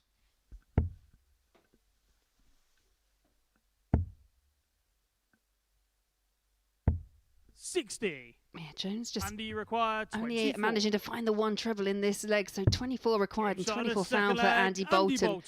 One apiece, but it's definitely Andy Bolton for me. Just third leg, it's playing waiting that. to throw It's just got first. that bit of an edge. Game on. I think he can sense the position that he's in. He knows this is a really big opportunity. Yeah, and if you think about previous behaviours for Andy in the one Champions Week he's been 99. in, he was in a Group A scenario, so he came in as one of the higher averaging winners. He didn't get through to Group B. He went to Group C in Series 4 and didn't get out of that 41. group. Easy for us to say that if he got into Group B this week, it would be easier for him, but I'm not so sure about that. I don't think easy is a word that we can 40. use in just a kind of a standard week, let alone Champions Week. The fact that there are 3 spaces available in Group B give you more wiggle room. Let's put it that way. 100. But my question to you is this. I've heard an awful lot of people talking about Super Series formats and how in coming seasons how it may evolve. And the one thing that I've heard more than anything else is, should the person who finishes 6th in Group A be relegated out of the week? What are your thoughts on that one? 28.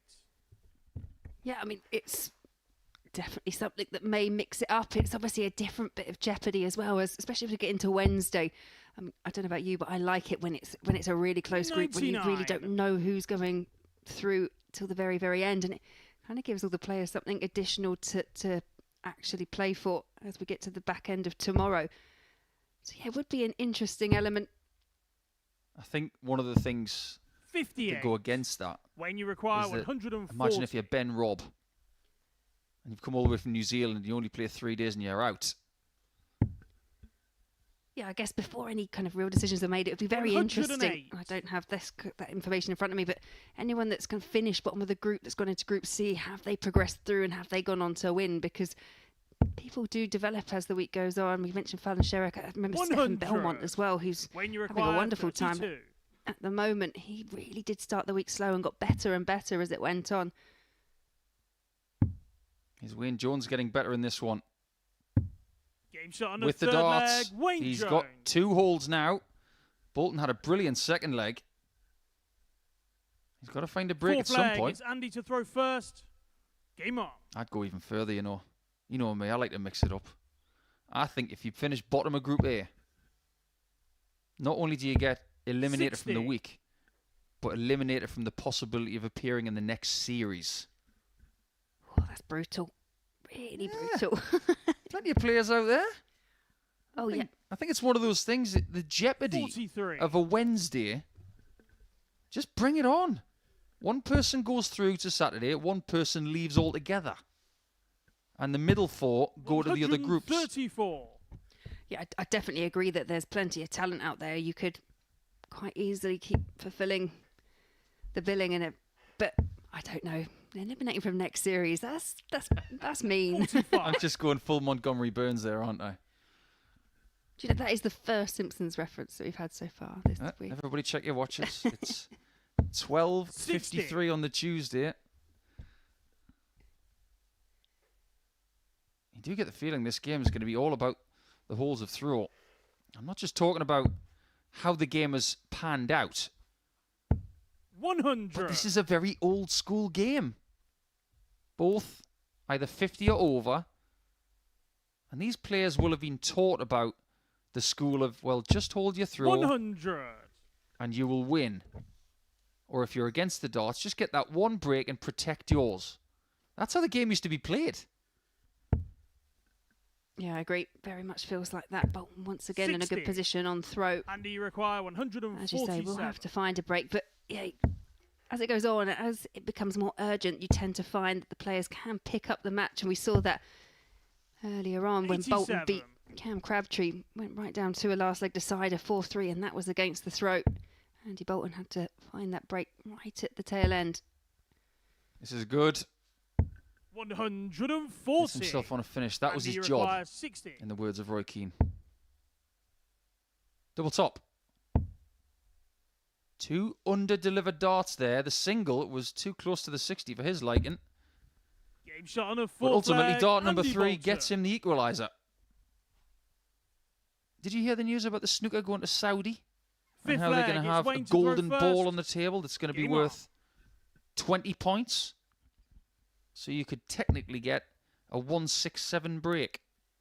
I don't know how you feel about it. I mean, I've heard about the blue card in 180. football and the gold. Well, I've just said about the golden ball in snooker, and I know that people like to tweak with formats and try and rejuvenate things, but sometimes you're going to lose the essence of what the sport 125. actually is and what it's all about. I mean, don't get me wrong, cricket, I actually quite enjoy the 100. I don't watch cricket, but I don't mind the 100. It's very kind of fast-paced, so I will tune in. Some improvements, but maybe just not for the sake of them.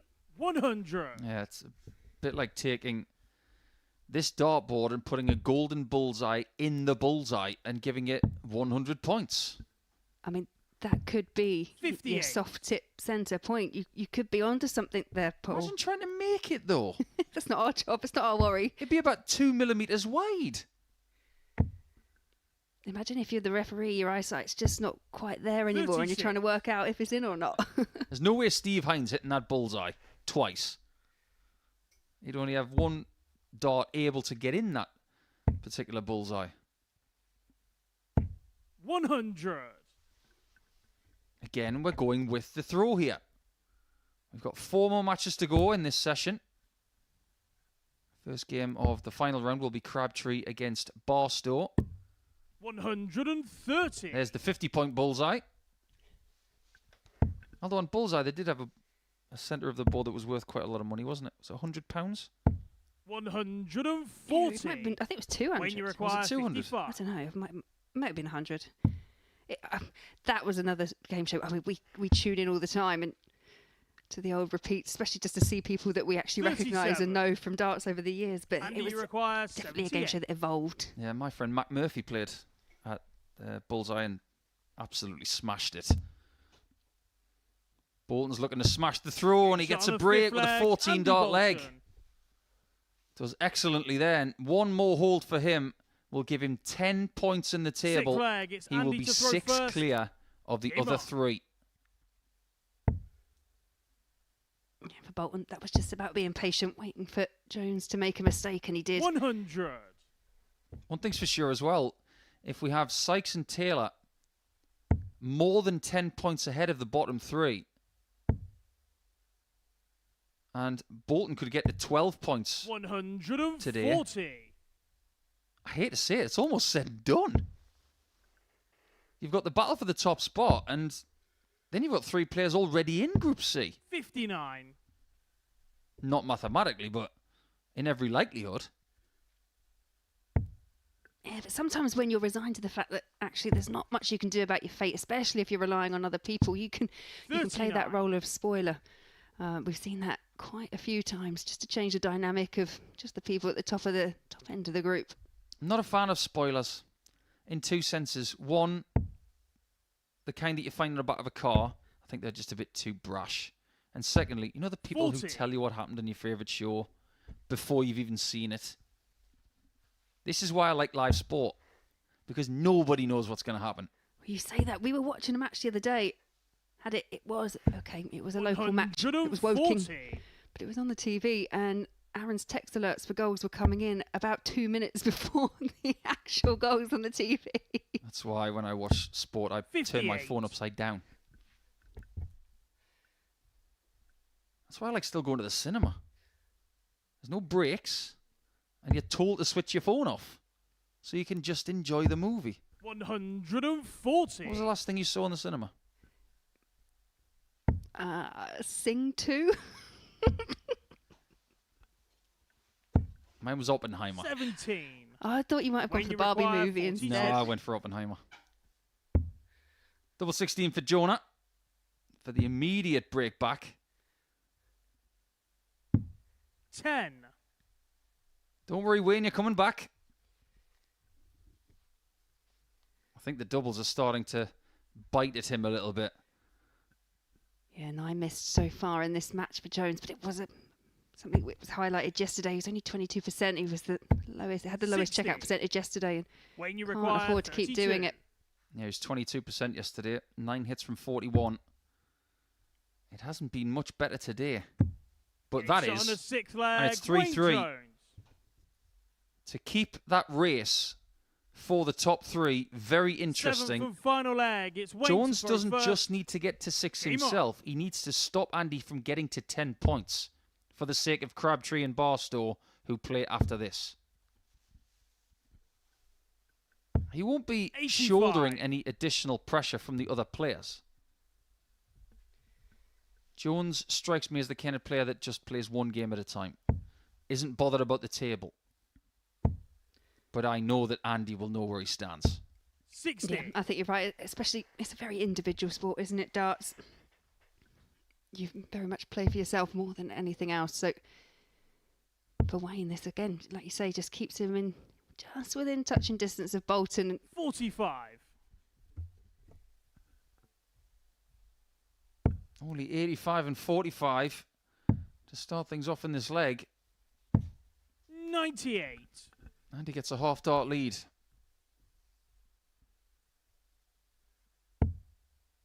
He knows he can't leave a finish from 3-4-3 though. Which means that Wayne does have 83. 9 darts from 3-7-1 to get the win. If you think I'm being ludicrous, that's how world-class dart players think now. 59. Yeah, and just this last leg, I don't know what you think, but Wayne Jones just seems to have lost last couple of throws, a bit of his form, lurching a bit more. Yeah, hence the single fives hit twice in the first 2 visits. 140. Although that was a lovely throw. And he might just get that 371 done in 9 darts. But he's going to have to do it the hard way with a 148. He's under no pressure. 58. Wayne, you require 140. Uncharacteristic performance from Andy. A sub 80 average. Something we haven't seen from him all week long. 81. Now he's trying to relax his hips. Yeah, we've said it all along, really. We do expect Andy to be in and around that 90 mark, so as you say, just dropped off completely at the wrong time. But that 140. is a bit of pressure Wayne, you there require on 67. this finish for Jones. Don't let him have a shot, Wayne. Don't let him have a shot. How many times have we seen Andy steal games like this? 49. Let's see if he does. Andy, you require 86. That somewhat sarcastic smile from the man from Wolverhampton stipulates that he might have his pocket picked on the bull. Game shot and the match. How many Andy times have we Bolton. seen it from that man right there who really does steal that game away, and it changes everything in the chasing pack, because now Andy Bolton is on 10 points. He's 6 ahead of the other 3 in the bottom 3. They're all got 4 points, Barstow, Crabtree and Jones. But don't forget about this as well. Andy getting those 2 points means he's only 6 behind the top 2. He's still in the race, but only just. When we come back, the final round of fixtures for Tuesday are imminent.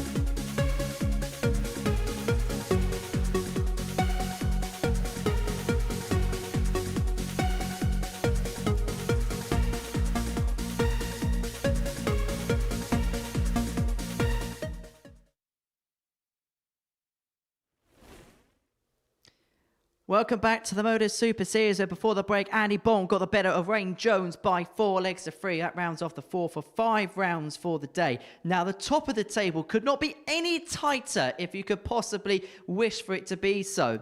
Both Tom Sykes and Scott Taylor are on 16 points. They're level on that potential graphic. They're level on legs difference, level on overall legs won, level on head-to-head wins. They're also level in legs won in head-to-head matches.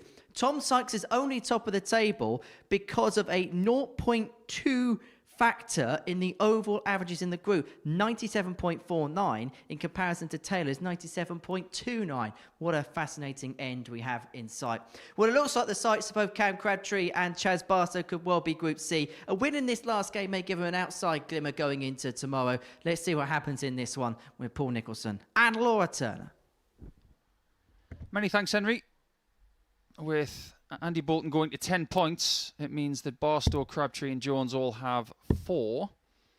That could change, because it will change.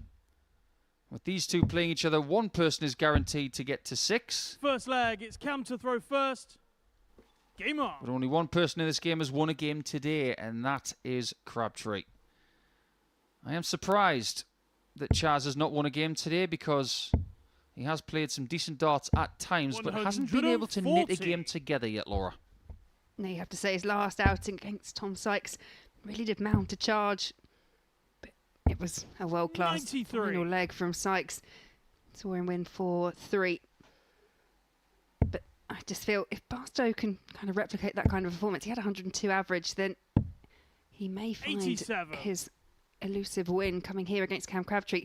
I think Wayne Jones was in this position yesterday. His win came at the very last match, well, at his very last match of the session. Could be the same here for Chaz.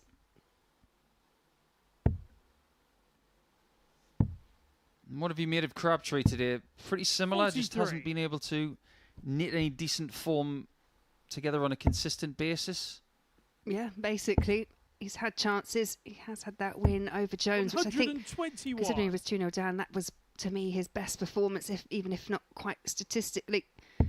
But, yeah, just it's the consistency. I think it's a consistency from both today. They'll look back at this and perhaps just, as you say, haven't been able to just knit that full game together. Oh, he's just smashed his stem there. That's why he 79. stopped. At the top of that dart that was in the treble 20, the stem prong had completely fractured. So he's got to change it. Oh, look at that. You don't need another one of those, Chaz. You need the bullseye.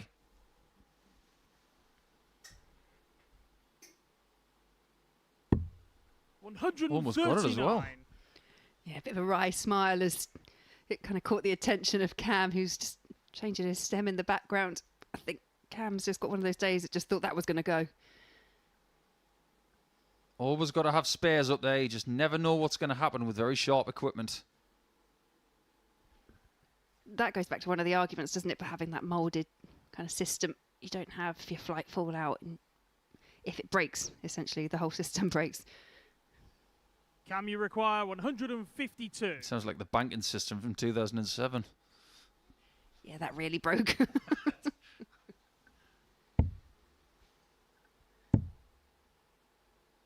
That's about as political as I get. 66. Let's move on. Chaz, you require Chaz needs 25. Chaz gets 25. First leg, Chaz Barstow. He's banked that one. And that's a break. And I suppose based on recent behaviours, you'd have to have Barstow as a favourite based on the information that you relayed to our audience there, Laura, because of that 102 losing average. He just looks a bit more likely at the minute. Whereas Crabtree averaged 81 very recently when he was done 4-0 by Scott Taylor. 100. And the 180s have dried up, I'm sad to say. We've only got 37 now. We've got 3 games to go, and we need 96. 4 180s to break yesterday's 40. It's a bit like when you start calling on, you think someone's going to get a 9 darter after 5 70. And then the last treble doesn't go in, or after 6 and the first treble doesn't go in. I think they call it a commentator curse. It's not our fault. We're about 50 feet away, if not more.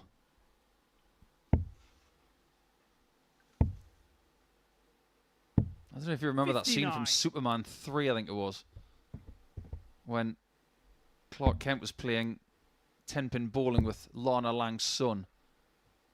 And a really cocky man comes up to try and show the young boy how to bowl. 43. And instead of the little guy losing out, Clark Kent, or as he was at the time, Superman, just blew the pins over. 45. We can't do that.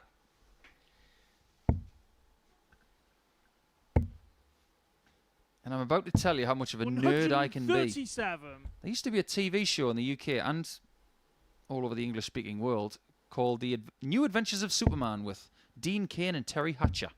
And in one of those episodes, 139. there was a game of darts. Charge you require And 40. Superman, or Clark Kent as he was at the time, played darts. Shot on his second leg. Chaz Buster. Like Chaz has done there for a 2-0 lead. And Clark's opponent was feeling rather smug about the fact it's Cam that to he'd throw hit the first. bullseye. And Game Clark on. needed to hit the bullseye just to tie the game. And he threw the dart through the dart and split it in two and hit the bullseye. See, darts just crops up in 140. loads of places. There's a dartboard in The Big Bang Theory. There was a dartboard in Chandler and Joey's apartment in Friends. There was a darts scene in 93. Frasier. Darts is everywhere. Yeah, and so it should be. There's a dartboard in The Rovers. There's a dartboard in the 60. Queen Vic. Yeah.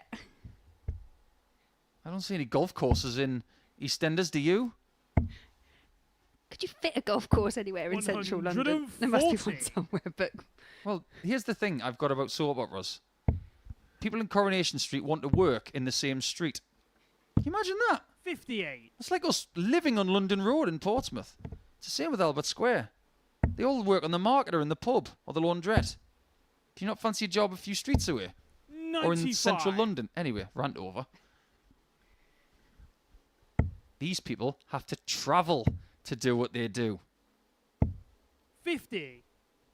And it's hard.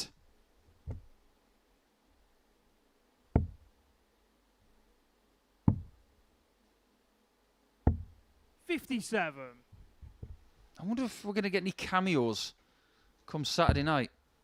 Because with it being Champions Night, we're guaranteed to have our largest 58. audience to see the Charge you require £20,000 handed over and the 116. trophy lifted aloft. I imagine plenty of people would come to see Chaz if he's here. 98. Chaz is always good for attracting a local Charge you crowd. require 135. It is an element of Chaz's game that I do think needs working on. It's just 64. Has he been spending time with Whitlock? Chaz, you Because that's the kind require of thing he would 18. do. Isn't bothered by it. 9. Well, that's why we don't like double nine. Cam, you require 71. no, I might have done better to have wasted a dart at 2 because I don't think that was intentional. But now tops on for Cam. 31. Chaz, you require 9. This has been really, really tough for Cam the last couple of days. Barstow's now got single one for double four.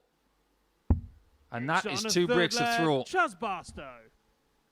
The leg difference of Jones and Crabtree at the minute Fourth leg. It's is Chaz exactly to the throw same at first. minus 11. Game on.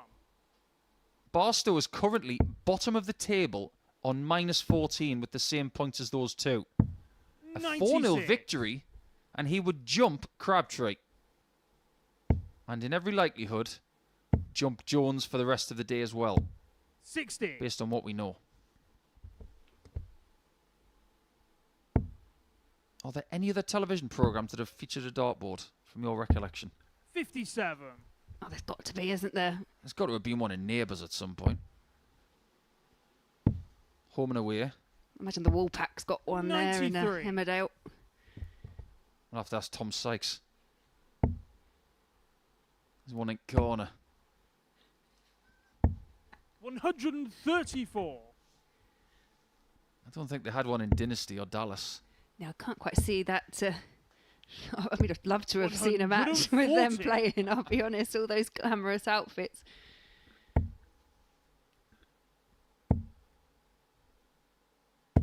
Tremendous. 140. That's a guaranteed look at 74 for a 4-0 victory. Yesterday, it was 4-2 to Barstow. 58. A pretty good encounter. Judge That was requires Barstow's 74. first win.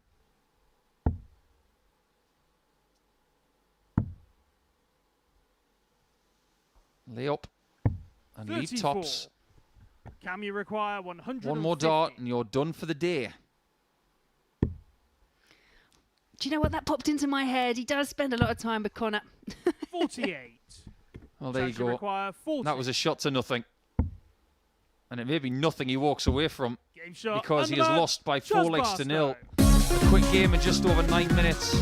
And unfortunately for Cam Crabtree, it's one of those days. And he knows that Group C is going to be calling his name come Thursday and Friday. Tomorrow, he could be the spoiler, but Chaz Barstow will start ahead of him on points. And the one victory he gets for the day is in his 5th match by 4 legs to 0. When we come back, Tom Sykes is looking to finish on 18 points for the first couple of days at the expense of Wayne Jones.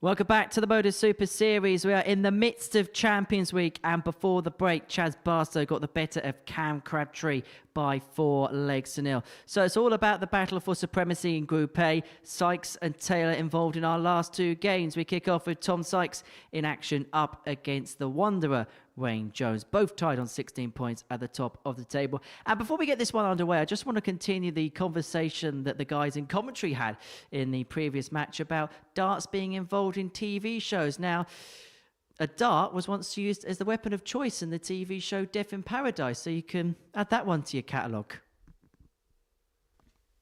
Now we have an insight into what you watch, Henry.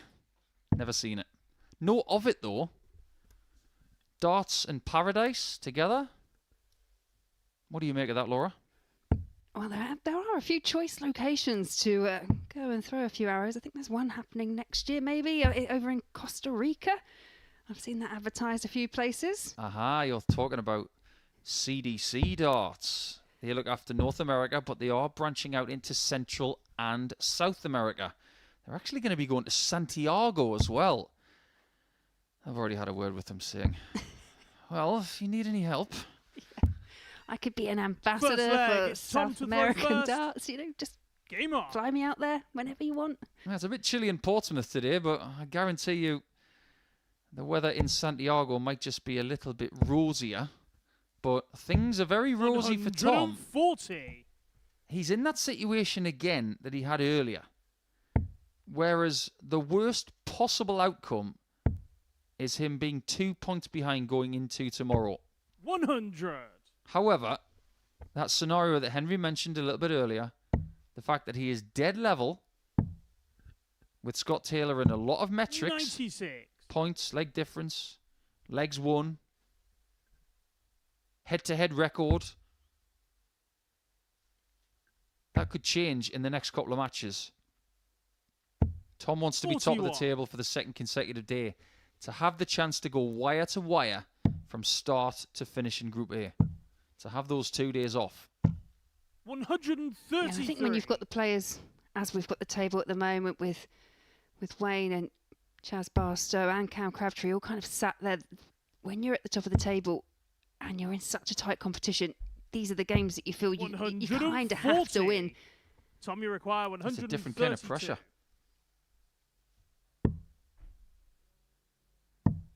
Didn't have to go that route. I'm quite surprised by that. 60. If you score a straight ton, which is, in my opinion, easier to get than that route, you're going to be looking at 32, but that way it's just a bit more complex 100. when your opponent's on 220. Tom, you require 72. Is it a sign that he just still feels really, really good? Maybe. Let's see how he feels on tops. 52. Not on this occasion, Wayne, but you require 120. all will be well if Wayne does not go 120 out. Can't quite nestle it on the top. 56. Tom, you require 20. Tom's had 3 cracks to get this leg done. Game There we shot on go, the first 16 leg, data. Tom Sykes. Ideal scenario, big win here. Walk away with Second 18 leg, points it's from Wayne to 2 throw days first. action Game on. in Group A in Champions Week. That'll be really good for your confidence. His game has never been better. Again, a bit like what we were saying before 85. when Scott Taylor took on Cam Crabtree, maybe looking at that as a potential 4-0 opportunity. I think Tom Sykes maybe perhaps eyeing up this match in a similar way because 180. I don't know what you think, but Andy Bolton to me has just been relatively consistent, perhaps up till that last match. And I don't necessarily think Scott Taylor will expect a 4-0 over the likes of someone like Andy Bolton. Not at all, especially when you consider the fact 108. that Bolton had his best performance of the day in his 5th game on Monday. Both have 180s here. 96. And we haven't had 180s in 2 games today. It's not a bad effort. And we are inching closer 41. to yesterday's total. We are now on 39. One more maximum to equalise yesterday's 40. 85. I don't think we're going to get any more in this leg. But you never know sometimes. Someone on 195 will go for a maximum. 65. Tom, you require 140. Wants the ton this time to leave the double. 60. Can't quite get past that Wayne, you first require start, which was blocking the bed. 130. Can he get it over the top this time? Not quite. 65. Does have that skill. It's just that Tom, you these require darts 80. and this setup mean that the darts do stand up just a little bit more. Well, back over to double 10 for Sykes. And uses that marker shot on his second perfectly. leg, I'm Tom liking this Sykes. from Sykes as we get into the back end of the day. Once again, just seeing a bit more of a kind of fist pump. He Third leg, knows it's how Tom to throw important this first. is. Game on. Had a couple of interactions on our social feeds. Shout out to Kevin Hunt, who was watching the Super Series this afternoon and having a practice whilst recovering from 60. shoulder surgery. He's been in a sling for the last 3 weeks, so all the best from everybody here. Kevin, in your recovery. Stay on that dartboard. We wish you all the very best. 121. And also to Canary on X, who has said that things have been rather humorous today. Well, we do our best. We do try. 100. Kind of just keeping ourselves entertained in the commentary box as well. What we do.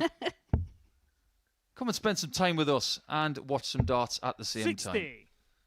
You get a double whammy.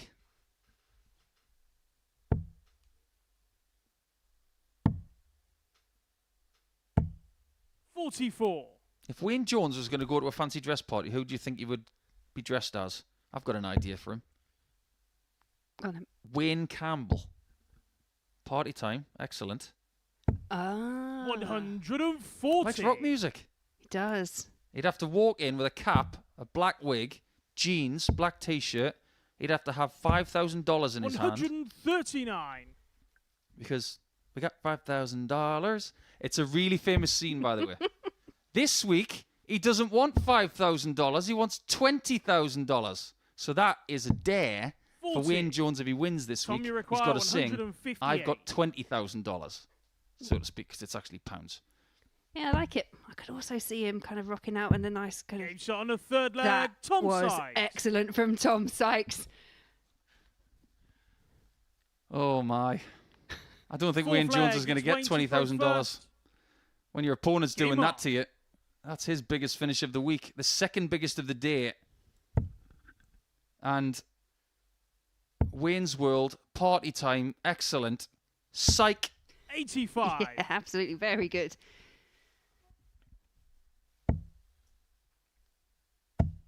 Yeah, I like it, but I could still see him maybe rocking up maybe a 59. bit more Ozzy Osbourne. Oh, yeah. I can envision it, and he's got the voice for it. What about Tom, then? What's his fancy dress costume going to be? And don't say Ed Sheeran. No, I was 100. really bizarrely the only. This is going to sound so random, but I guess this is what it's all about. Maybe like Jim Carrey's version of the Riddler.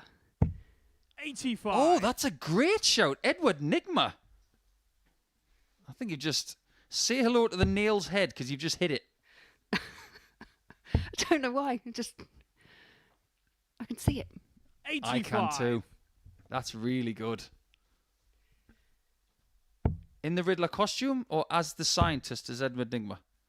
Bit of both. 57. Yeah, I reckon you should just do 50-50 the night. You start off with the scientist and then end up as the Riddler. I'm not sure Brian Roman would think of that because that's his nickname, isn't it? Yeah, I don't see Brian in that outfit. No. I think you got that one spot on. 137. Anyway, moving back to the darts. Tom Sykes is going to leave. 120. 180. And there we go. Wayne, you require 94. More maximums today than we got yesterday. And he misses the ball for the 94. So Tom, you Sykes for require 4-0 and the 120. second consecutive bagel served. He needs to go bull or get past that, and he has. Oh, Game shot yeah, and the that's match. wonderful. Tom Sykes. 300 points in 6 darts to finish the day with the ideal score. Because now it means that if he's going to be joined on the same amount of points overnight, Andy Bolton is going to have to lose to Scott Taylor. And look at average from Tom Sykes, 98.56. It's just the kind of stuff he delivers more often than not. There's so many highlights in that game. Big out, 180s, big average. He's got the lot as Tom Sykes, and he's back tomorrow to try and get the win in this group. When we come back, it will be Taylor in the last match of the day, looking for that same scoreline up against X Factor.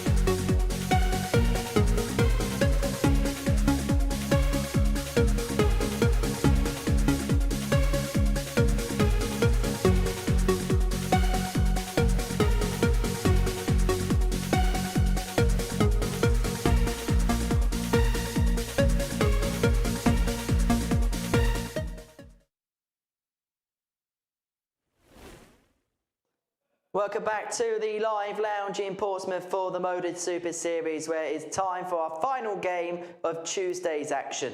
Well, before the break, we saw Tom Sykes get the better of Wayne Jones by 4-0. That moves him. Scott wants those 2 days off on Thursday and Friday. How does he get rid of Tom Sykes? Yeah, he seems relatively unshakable, doesn't he? Yeah, we did ask questions. We wondered what he could bring 31. on day 2. And I guess we've still got to wonder, because it'd be the first time for Tom that he's going into a 3rd consecutive day of play here at the MODUS Super Series. But from what I've seen so far, I can't see a massive drop 100. of form from either of them. Well, something's got to give. Someone's got to be second in the table. Is it going to be Taylor or is it going to be Sykes? And I suppose with that question in mind, 60. there is pressure on Scott getting a second victory in 2 days against Andy.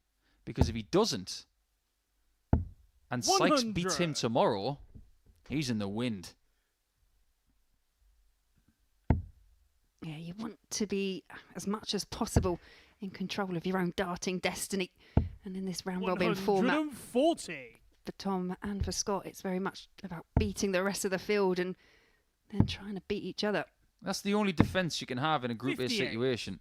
And you You'll require play 170. maybe your closest rival 3 times. Bullseye for Andy.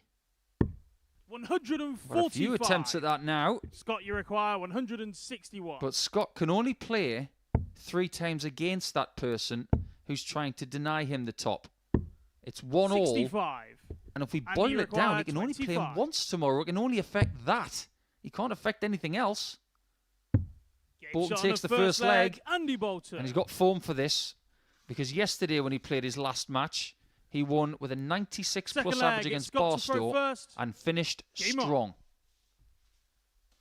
Yeah, and if you combine that factor with the fact he did have a 2-0 lead, Andy Bolton, on Taylor in the opening match 96. of yesterday's session as well. So maybe a combination of those two factors and the fact that, as we kind of implied, the pair of them seem quite relaxed. They're probably quite happy about how things have gone, 100. especially for Andy Bolton today, because he didn't have the best start yesterday. I wouldn't be surprised if these two spent quite a bit of time together. Andy's originally from Stoke, 98. which is just down the M6 from where Scott is from, just north of Manchester. Usually you tend to find that the 97. people from Staffordshire would travel towards the likes of Cheshire and Lancashire and Merseyside to play in open competitions, even North 55. Wales as well, which isn't too far from there. You got to know your regions. And just because you live in a certain place in the UK doesn't mean that you don't have the eligibility to go to other counties and win their stuff. 60. You know, about 24 years ago, 24, 25 years ago, I was playing at the Bedlington Station Club, which is somewhere Callan Ridds plays a bit. Went in there for a Super League game one night that I wasn't playing in. 140. Just thought I'd go and watch. Just tapped Gary Robson's arm and said, "Who's that guy with a golden earring in his left ear?" "Oh, that's Gary Anderson. 100. He come down as a Scott, you ringer for require the night." 112. And he lived in southern Scotland. I like it. Double top for Scott. 92. And he has the option of the 18s And on you this require 144 if he so 144. wishes. Now it's for the 20. Yeah, 144, it always used to be 60. the 18s route Scott, you predominantly. require As you say, he's 20. one of those old school players, but I like the 20s for 144. Game shot on his second leg. Scott likes 20. Taylor. Gives him an equalised score and he stares it down once again. Funny enough, the first time I ever saw 144 Third leg. It's Andy to throw live first. Game was on. by Gary Robson on the 18s. It was the Barrington Arms in Bedlington on a Friday night league game. 140. 54 double 18. And that was the first time I'd ever seen it done. And I asked him about it and he just said, "I fancied that." It opened up a whole new 100. world to me of you don't have to go the prescribed route. You can find another way. Yeah, now we see all different combination shots. Players 57. really do start to think about what they're leaving right from the very start. I once saw Michael van Gerwen start a leg with 60. So 4-4-1 after 3. 100. Then he went to 19s. So he's looking for 171 to leave 270. Then he's within a ton of the 170. That kind of thinking 58. is so elite.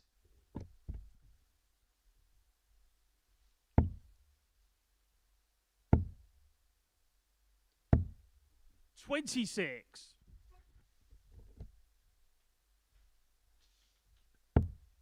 Michael van Gerwen's actually not taking part in the Players' Championships this week.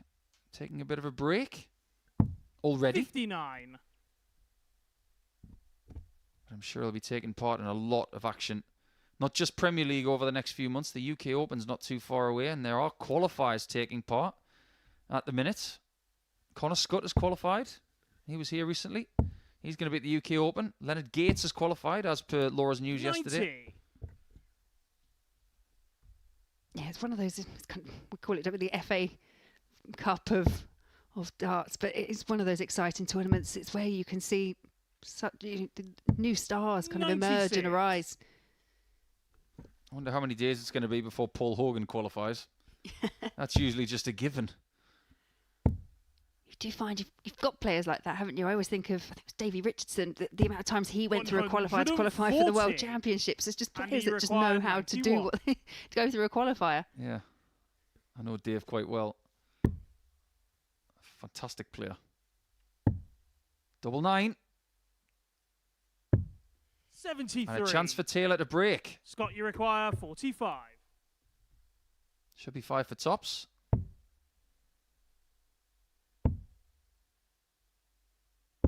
Tens Shot on the again, third just leg, like that. Scott Taylor. Very well done indeed. If tops doesn't work, go for plan B. Fourth leg, it's Scott to throw first.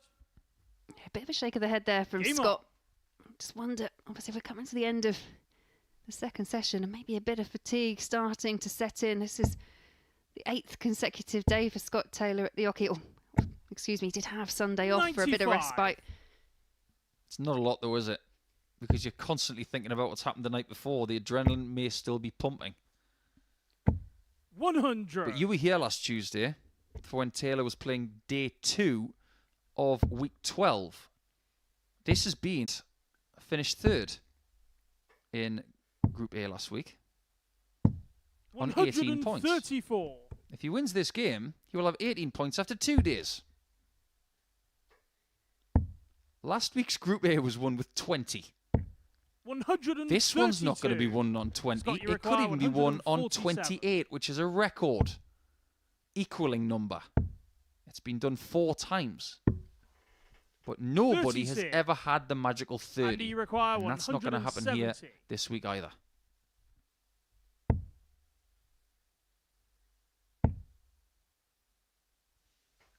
Oh, 100. yes, to stretch his lead. Scott, It's a you great require last start, bit of pressure on 111. this, but 1-1-1 for Scott. Double top. It's Game brilliant shot on the fourth tops this leg, time. Scott Taylor. Taylor is not going to be top of the table by the end of day 2, but he will be in touching Fifth leg, distance it's if Andy he to finds throw first. one more leg. And just Game on. how important, Laura, is it that he stays as close to Sykes as possible, leg difference-wise, overnight? Because if he wins this, he'll be 99. within 1 leg. The tighter this game is, the further behind he'll be. Yeah, for me, I think really it's all going to come down to the 135. clash between Scott Taylor and Tom Sykes tomorrow. A bit of a winner-takes-all type match. And we're not going to tell you when it is.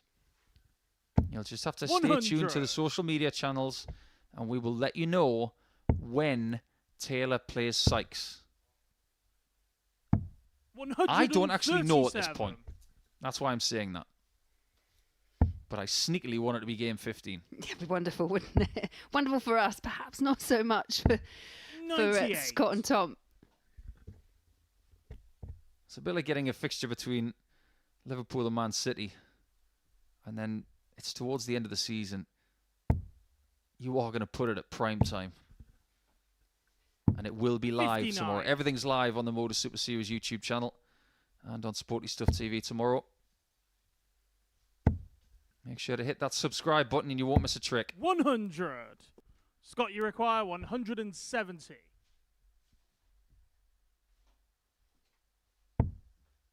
He's not going to take the big fish right now.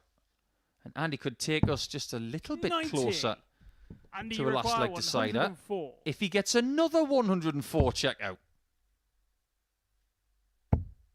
He's not going to. Clear of Andy Bolton, who in turn is 4 points clear of the bottom three.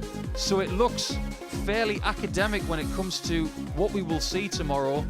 That is a really good performance from Scott Taylor. He didn't start too brilliantly in that game, but he was able to go through the gears and figure it out and still find a B game average for him at 92.65. 4 out of 6 on the doubles. Solidifies what has been another excellent display on the outer ring from here today. Well, that's the end of it. Let's go over to Laura and Henry in the studio to get the final thoughts.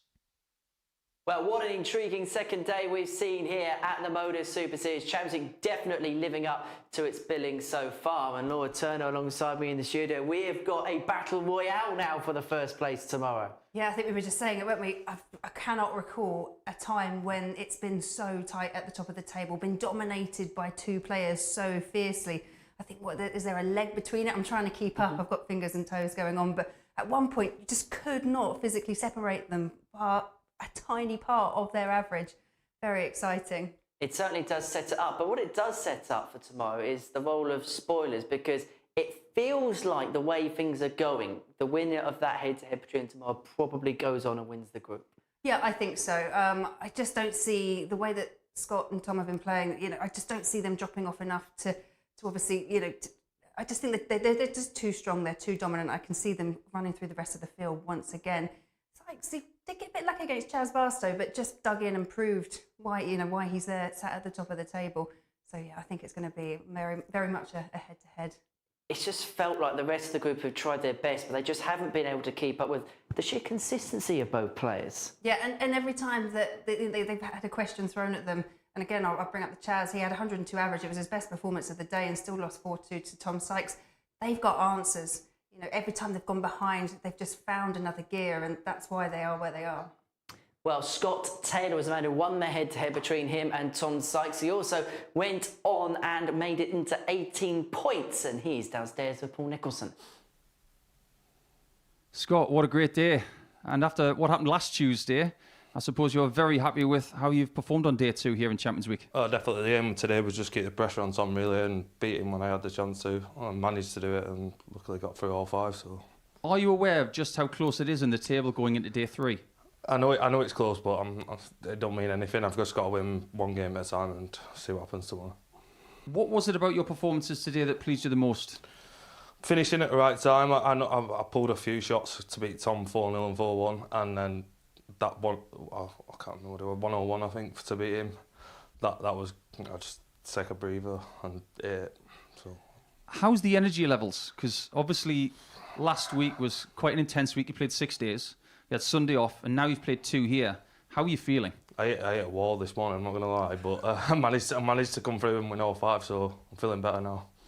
What's the key for the rest of today to make sure that your energy levels are good enough for tomorrow then? Just a good night. I didn't have a good night's sleep last night at all, but hopefully I'll have a bit of a better rest today, so see what happens. It's been a fabulous day, Scott. Many congratulations, and good luck tomorrow. We hope it's going to be a brilliant day for you. Cheers, Bill.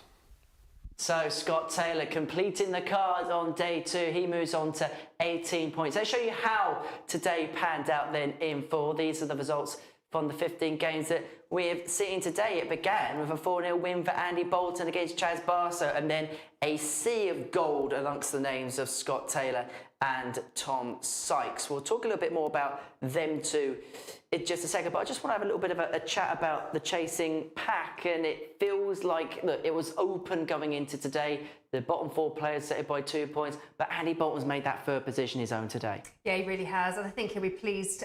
Based on what we had yesterday, I think he will be pleased that he's made some inroads. He's kind of, as you say, made that position his own. So looking on track for a spot in Group B, because the other 3 players, they've been unlucky at times. They've missed opportunities. I think Wayne Jones especially will be disappointed. Had a lot of chances at the outer ring, but just couldn't make any inroads. But yeah, Andy Bolton, I think, will also be relatively happy about the way the day's gone.